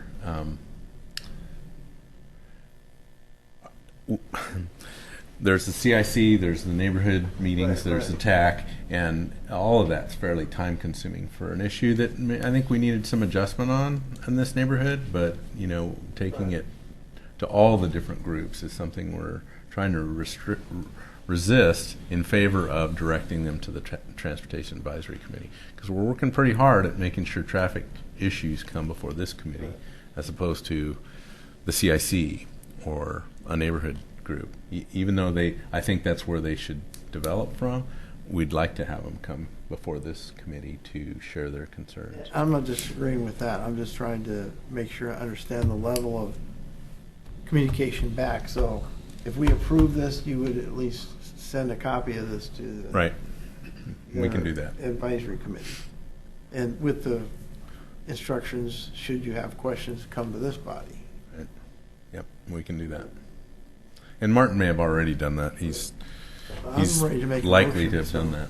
Go ahead and make a motion. I'll move we accept the staff's recommendations and that a copy of the staff report be sent to the appropriate neighborhood association officers. I'll second. Okay, it's been a motion, been a seconded. All in favor? Is there discussion? There's a discussion, okay. Yeah. I'm- I would speak against this only because I don't know how much it costs.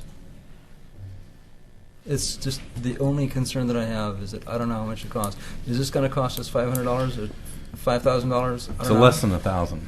Less than 1,000. Good addition. Good addition. Okay, if less than 1,000, I would support it. Any more discussion? Okay, let's move on to the vote. All in favor? Aye. Any opposed? Okay.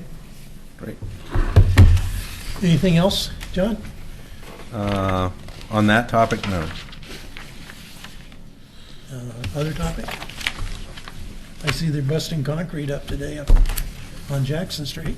Let's see. I got a couple other topics. I'm handing out I wanted to give you a short update on regional transportation coordination and really what the ODOT Region 1 is talking about with regard to what's called an ACT, an area Commission on Transportation. So what's here is a web page that kind of helps describe some of the discussion that's going on in our region. And this area Commission on Transportation is something that Region 1, which includes a portion of Washington County, all of Multnomah County, all of Clackamas County, and Hood River County. So that's Region 1. And Region 1 is the only region in the state. I want to say there's 15 regions in the state. Somewhere it's in the teens that have an area commission on transportation, an act.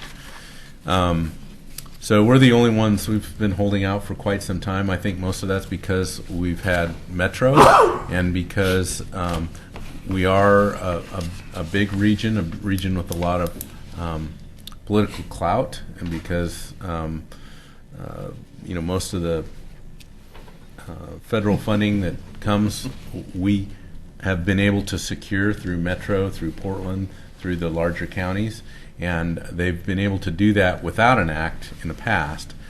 But the act answers to the Oregon Transportation Commission, which is a body of people who have been appointed by the governor and who distribute most of the funding that the state sees through the various regions. And the other regions, I would say, are quite different than the Portland Metro region or the Region 1 in that typically more rural. There might be one major city in each of those acts, and whereas in the Region 1, there's several major cities and there's four major counties. So I don't exactly know why there hasn't been a suggestion for an act, and maybe there had been a suggestion for an act in the past, but it kind of started up, and I think, and maybe failed. But more recently, Clackamas County, and I don't know if Joe has any other thoughts on this, but Clackamas County, and more particularly the rural portion of Clackamas County, was feeling like they didn't have a voice at the table. They weren't being represented when it came to regional funding through the state. And so Clackamas County has been advocating pretty heavily for an act in Region 1. And they've been able to bring get the ear of the governor and the director of ODOT, and the director of ODOT has recognized that need, and so they've established a task force, and this task force is looking at the governance of an act, the makeup of an act, what the act looks like. Should it be more than one act? Because some regions have several acts, which is basically a body of people that are interested in transportation funding. So at this point in the game, the task force, which is made up of a variety of citizens, some electeds and many electeds, but TriMet's on there, Metro's on there.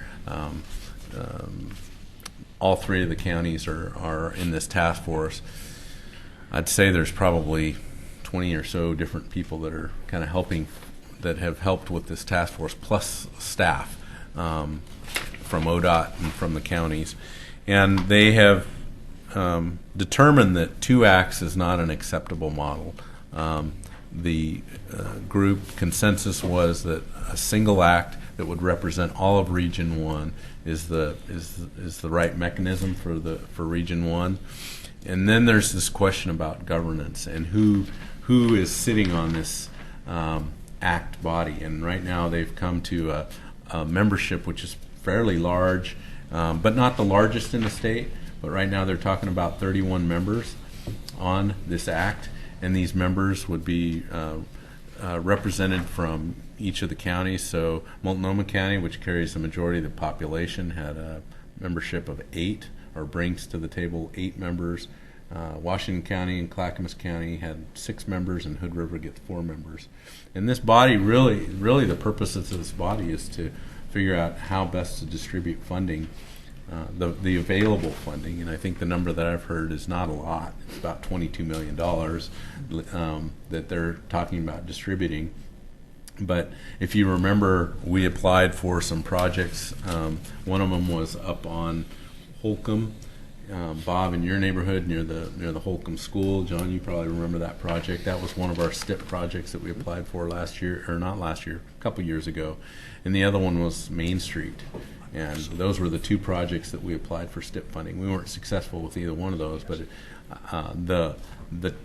the task force or the subcommittee that made the determination on which projects got funded was generally perceived as successful. It was made up of several stakeholders around the region, and I think ODOT was in the heat of that whole decision-making process. And luckily, that first attempt with the STIP committee was successful, and they've gotten a lot of positive feedback. But I think the regional or the state is feeling like that's probably, they don't want to be in the middle of those decisions. They'd rather have a act that could help guide those decisions and really make recommendations to the Oregon Transportation Commission.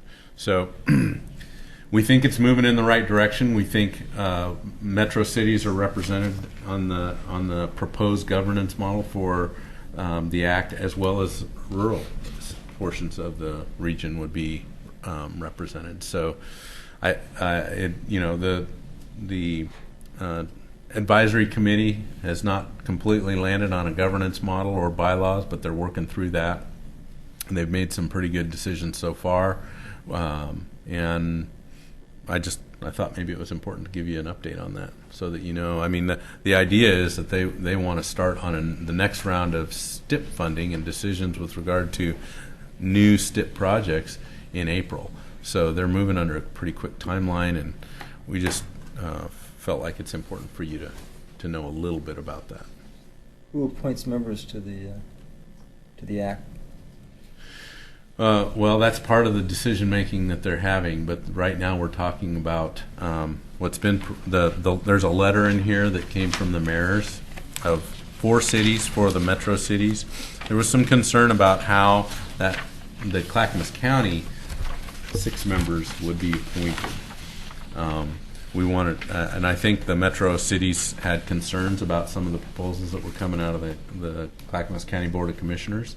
It was fairly county-centric, I guess, is what we saw originally. Meaning rural-centric? Rural-centric, yeah. On the task force itself, it's kind of interesting. What I heard was the governor appointed those positions, but for Clackamas County, there was virtually no representation other than Metro and one of our county commissioners for the metro cities. So Do you think they'd have a representative from the county seat, for pity's sake? Maybe. Might make sense. But we thought it was we did feel like that was a little unbalanced, and so we worked with City of Wilsonville, the mayors, all the mayors, put Mayor Neely, Mayor Knapp from the City of Wilsonville, Lake Oswego's mayor, I can't remember his name, and then Happy Valley's mayor also kind of was placed on the letter. So Lori Dramer and Kent Studebaker, those are the 2 mayors from Happy Valley and Lake Oswego. But they felt it was important that the metro city reps be made by the mayors of the metro cities. And there's still some discussion about C4 and whether that is if you look at the makeup of the C4. So in Clackamas County, they've got a citizen committee that helps guide. They're an advisory body that's staffed by the county, and the county commissioners usually sit on that as well. Each metro city has one representative that goes to those meetings. To the C4? On the C4. Yeah, I thought it was only Paul Savis that was They've got 2 representatives. Oh, okay. Yeah.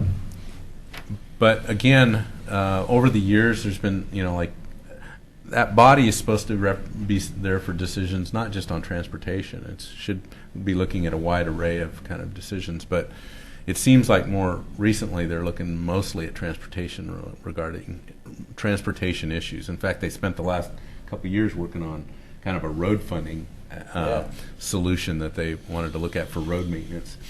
And if you look at the C4 makeup, it's there's a lot of rural representation.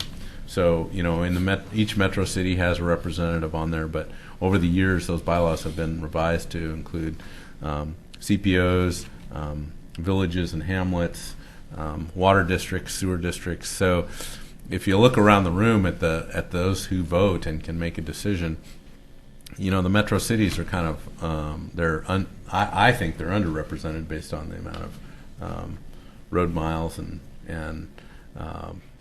population, those kind of things. So we had some concern about the C4 making that decision. We also had some concern about the Clackamas County Board of Commissioners making that decision. And that's why the mayors got together and kind of represented something. So what's being proposed here on this letter? So what's being proposed is that the county's 6 members be made up of 1 county commissioner, 2 metro city reps that would be selected by the mayors of those metro cities, 1 rural city rep, 1 stakeholder selected by the C4 committee, and 1 business stakeholder selected by the C4. And on this letter, we suggested the Metro Subcommittee, which is made up of the metro area representatives. That decision hasn't necessarily been made yet. So there's some question about whether or not the 1 stakeholder would be selected by either the C4 or some other. I think what the C4 decided on was they liked the idea of having another representative from the rural area help select that stakeholder. Now, the bylaws for the act give you some guidance. They'd like to see a freight representative. They'd like to see someone from. I'm trying to remember all the different categories, but there's several business kind of categories that might be represented out of that. And so Now it's 4, right? And we're proposing to change it, or 6? Is that? the four, what you see on the other side is the bylaws for an act require that 50% minimum be elected officials. That's what the 4 is. So it's a six-member representation from Clackamas County. It would be similar for Washington County. Multnomah County has 8, and Hood River County has 4. Oh, okay. So Clackamas County has 6. Clackamas County has 6. Now they're talking about adding an additional, because that came up to 30 members, and I saw an email just today that indicated that there was one other member that they were thinking of adding. I can't remember if it was freight or DEQ, that would make it 31 members on the overall act. Because there's, besides the counties, there's Metro. There's a bike and ped is on the group as well. So there's like 5 different regional wide categories that would also be on. TriMet's one of those. Yeah. You need an odd number so you don't have a tie. Say that again. You need an odd number so you don't have a tie. No, I don't think it's that. It's just they were trying to keep the body at a reasonable number. Some acts in other regions have even more members. Some have less. But I was looking at the beginning of this letter on page 1, and they talk about the MPOs in that last paragraph. So the reason they're creating this is because the MPO was doing most of this. However, it doesn't cover the whole geographic area. That's right. I think that's where rural Clackamas County in particular was fairly focused on the fact that they felt like the decisions before were too metro-centric. So, but the MPO will stay in place as currently structured? Yes, there's no changes there. And keeping in mind that there's also the joint policy on JPACT. Yeah. And that's another group that makes decisions. And then Metro also has its own funding program that will be. The MPO is the one that's kind of required by federal funding, right? The federal government, doesn't that require MPOs? The federal government does require MPOs. Right. Mm-hmm. But these others are not required by the federal. They're not required. It's just something that I think the state is supportive of. Okay. I mean, we've functioned. I mean, the other option was the do nothing option, and I think what we heard from was that, look, if you do nothing, we're pretty much going to fall back to because this is about distribution of funding. Right. We're gonna if we don't do something, the state's decision was to fall back to the STIP process that they did a couple of years ago. I would say Clackamas County wasn't excited about the way it went, although everybody feels like it was successful.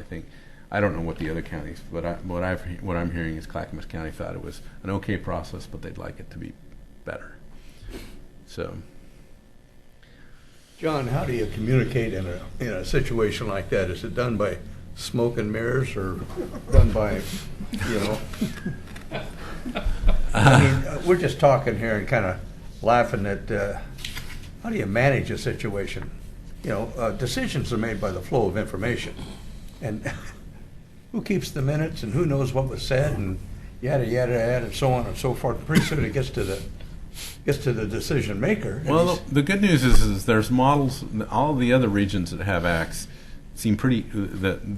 The Region 1, first of all, heard from several of those other acts about how they did business and how they liked the program, and for the most part, all the other regions were happy with the way their act models work.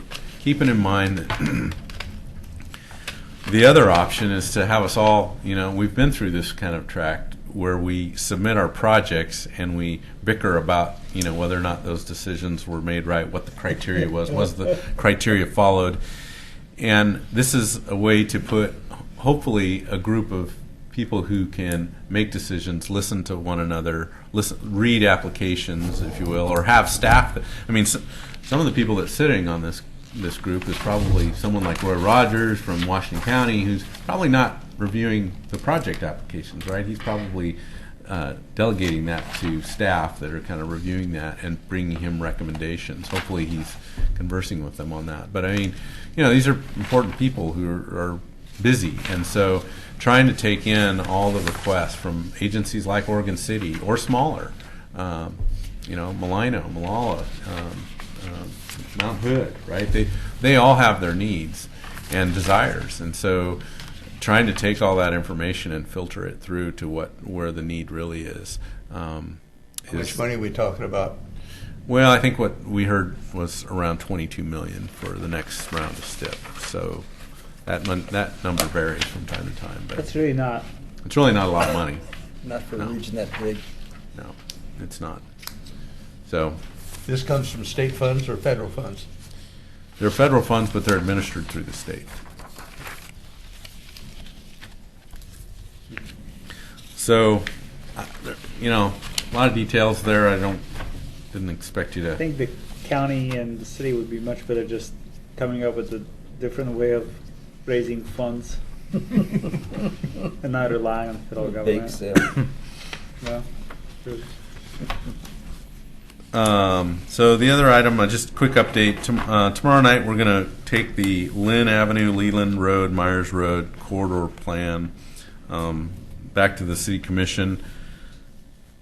We continued that at not the last meeting, it was several meetings back, because there was a fair amount of testimony opposed to the roundabout at Lynn, at that intersection of Lynn, Leland, Myers, Warner. No, not Lynn, Leland. Lynn, Leland, Warner Parrott, Warner Milne, Central Point. So there was some concern about that, and we, when we put the corridor plan together, we put the scope together, and we've got a fee for that, and then we decided, we really need to address the intersection as well. That's an important part of the corridor, but we didn't throw a lot of budget at it. So we've since gone back after hearing that testimony, seeing some of that. We're gonna address some of that testimony at tomorrow's work session, which is going to be at 5, I think. Yes. 5 o'clock tomorrow. And so we're going to have DKS there to talk about the roundabout and just push back a little bit on some of the.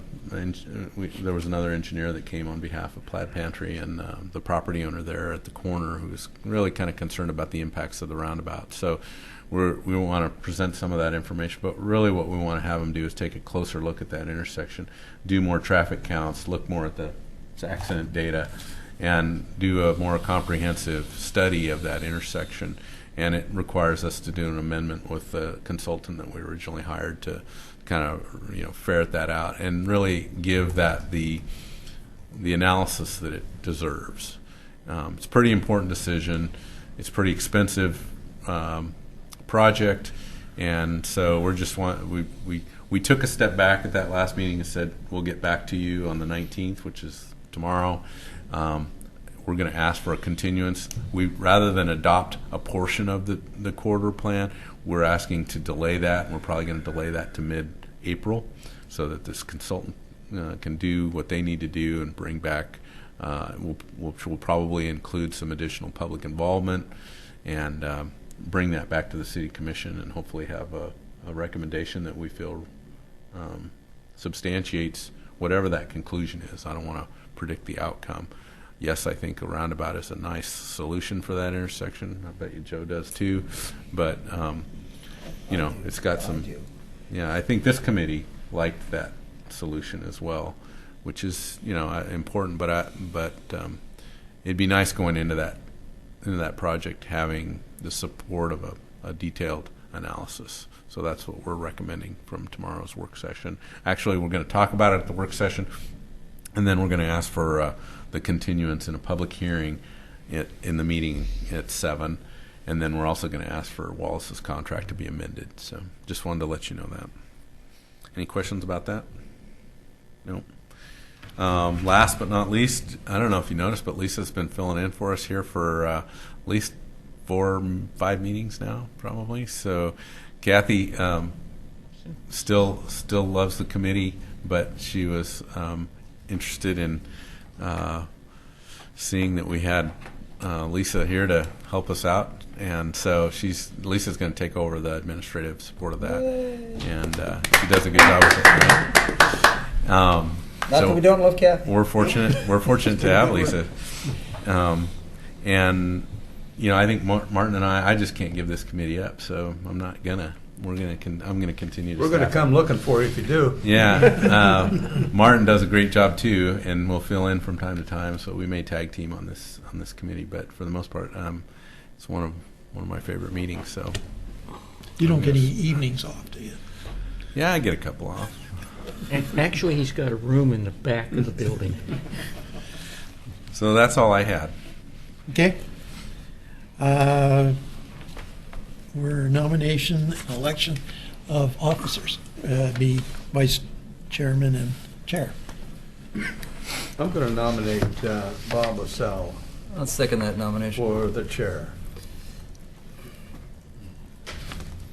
Any discussion over that? On the floor? Is Bob willing to run?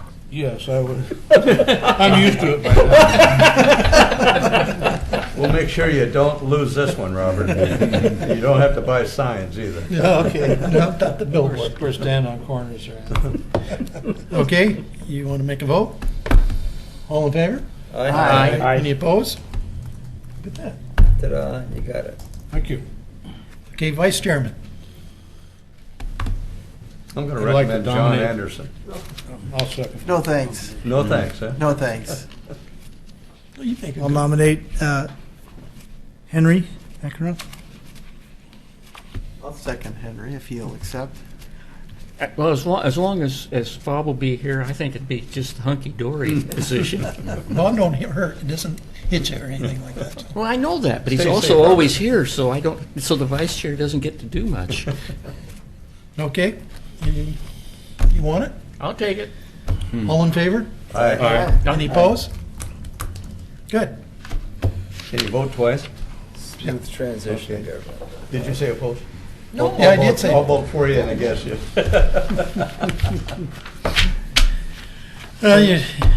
Anybody that wants to join our TAC meeting, there's going to be some vacancies, I guess.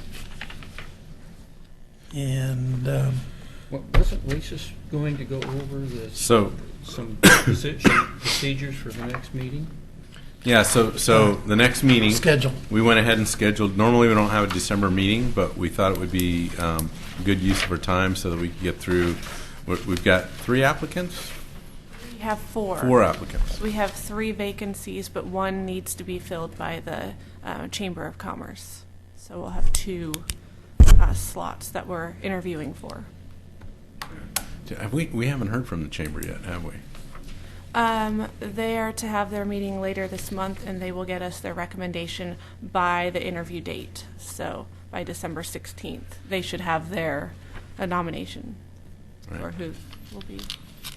So Blaine and William. Who else is not going to be on the? Just Blaine and William. Okay. And then John Anderson's term ends December 31st as well. But He's thrown his hat back in you've the ring. reapplied, so. Okay. Good. Good soldier. So what would it? Yeah, if he'd have been if he'd have accepted the position of vice chair, I wonder what would have happened. Yeah. Is that a guaranteed you a spot, John? No. All right. So what did you want to talk about the process or?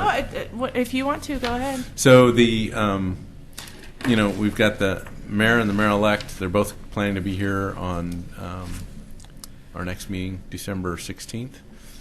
And the idea is we'll do interviews. We won't have our video group here to monitor that. So it's just going to be kind of a personal invitation or personal interview. And You guys, we've created some questions. Have we shared those questions yet with them? We have not, no. So can we? We'll do that. Yep. We'd like your feedback on those questions. We had some. We took notes the last time we did interviews. We resurrected that old list. There was a lot of duplication on that list. If you remember last time, you felt like the questions were similar in some cases to what was on the application and felt a little clunky. So we've made some edits to that based on that feedback, but we're still open to your feedback, so we'll share that by email. Does that work best? I'll send it out by email. Okay.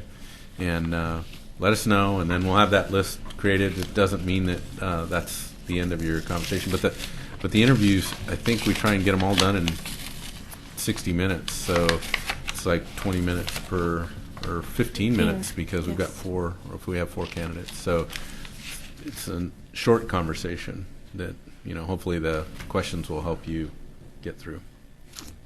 Okay, and then you'll be making a recommendation, and the mayor actually has deferred to the mayor-elect to make the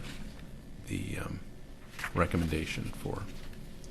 Can we get a copy of their applications beforehand? Say that again? Can we get a copy of their applications beforehand? Yes, you can. Yeah.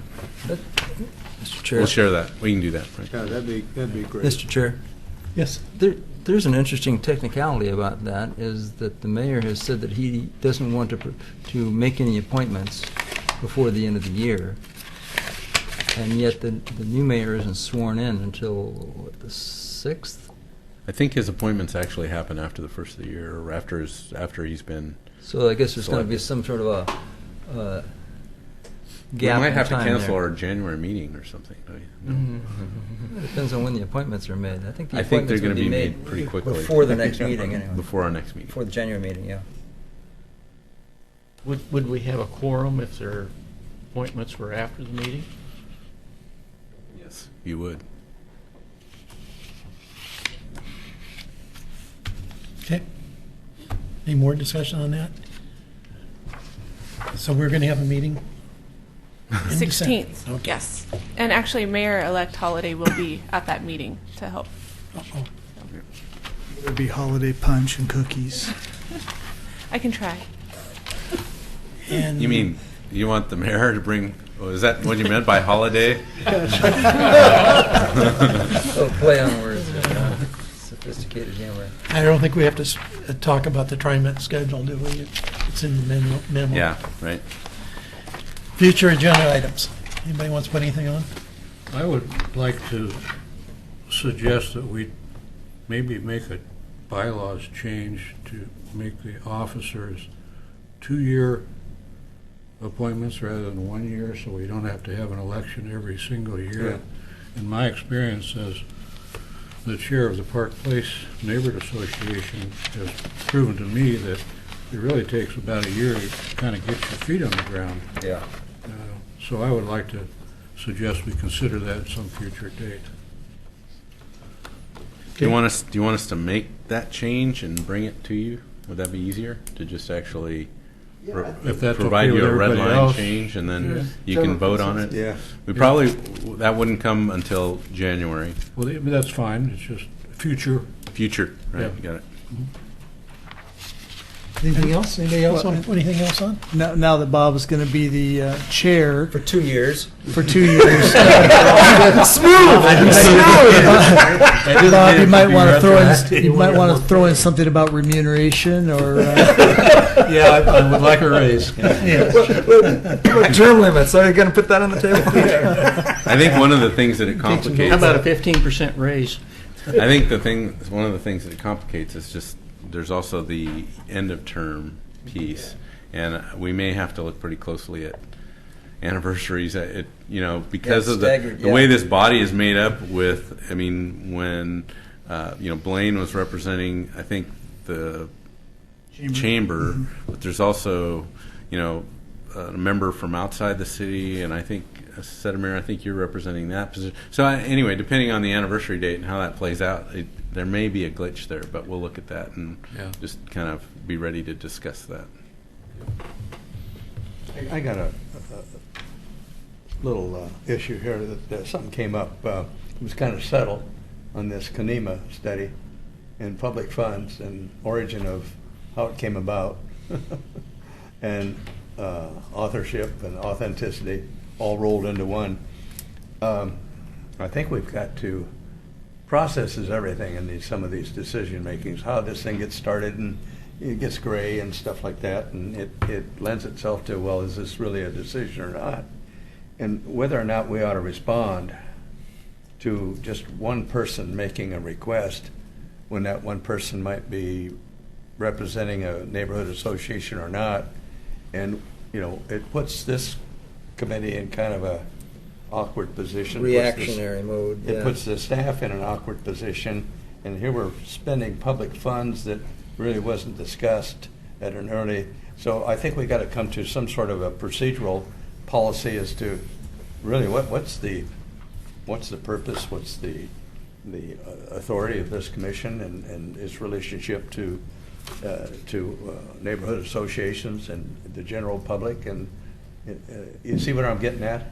So I think that's got to be laid to rest with a decision that we ought to mull over in our minds and eventually come to a conclusion about that. That kind of, it doesn't really concern me that much, but I mean, I still think it's an issue that we ought to address as a public body, you know, because when it comes to spending staff time and resources, do we have the authority to direct John to do something unless he agrees to it and he knows more about the budget than we do? And do we have that authority? And, you know, John, you've been down this road.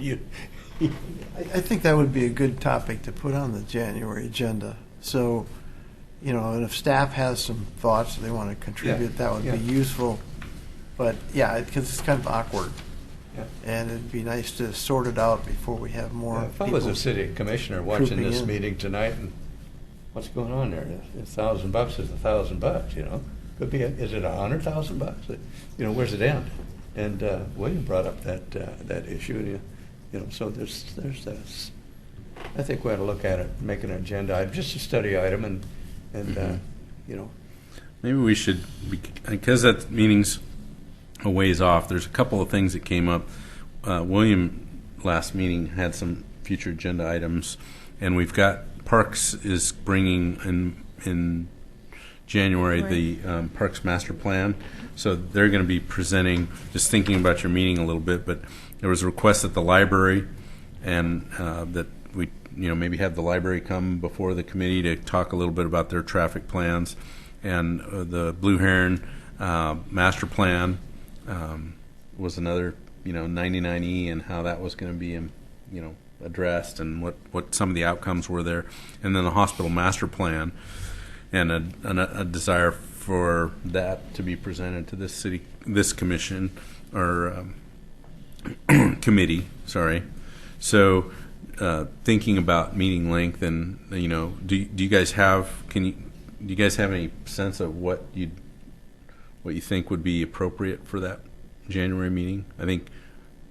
You're not trying to put all that stuff. No, I don't want all that stuff in one meeting, I guess is what I'm saying. So, you know, so we try to deliver on suggestions when we can, and I think these are all I would propose that deliverable. you push the Blue Heron and the library down a bit. Okay. I'm sorry, the Blue Heron and the Hospital Master Plan down a bit. The library is a little more on the front burner, but those other two projects are Down the road. Still down the road a bit. There's no reason to rush into them in January. Okay.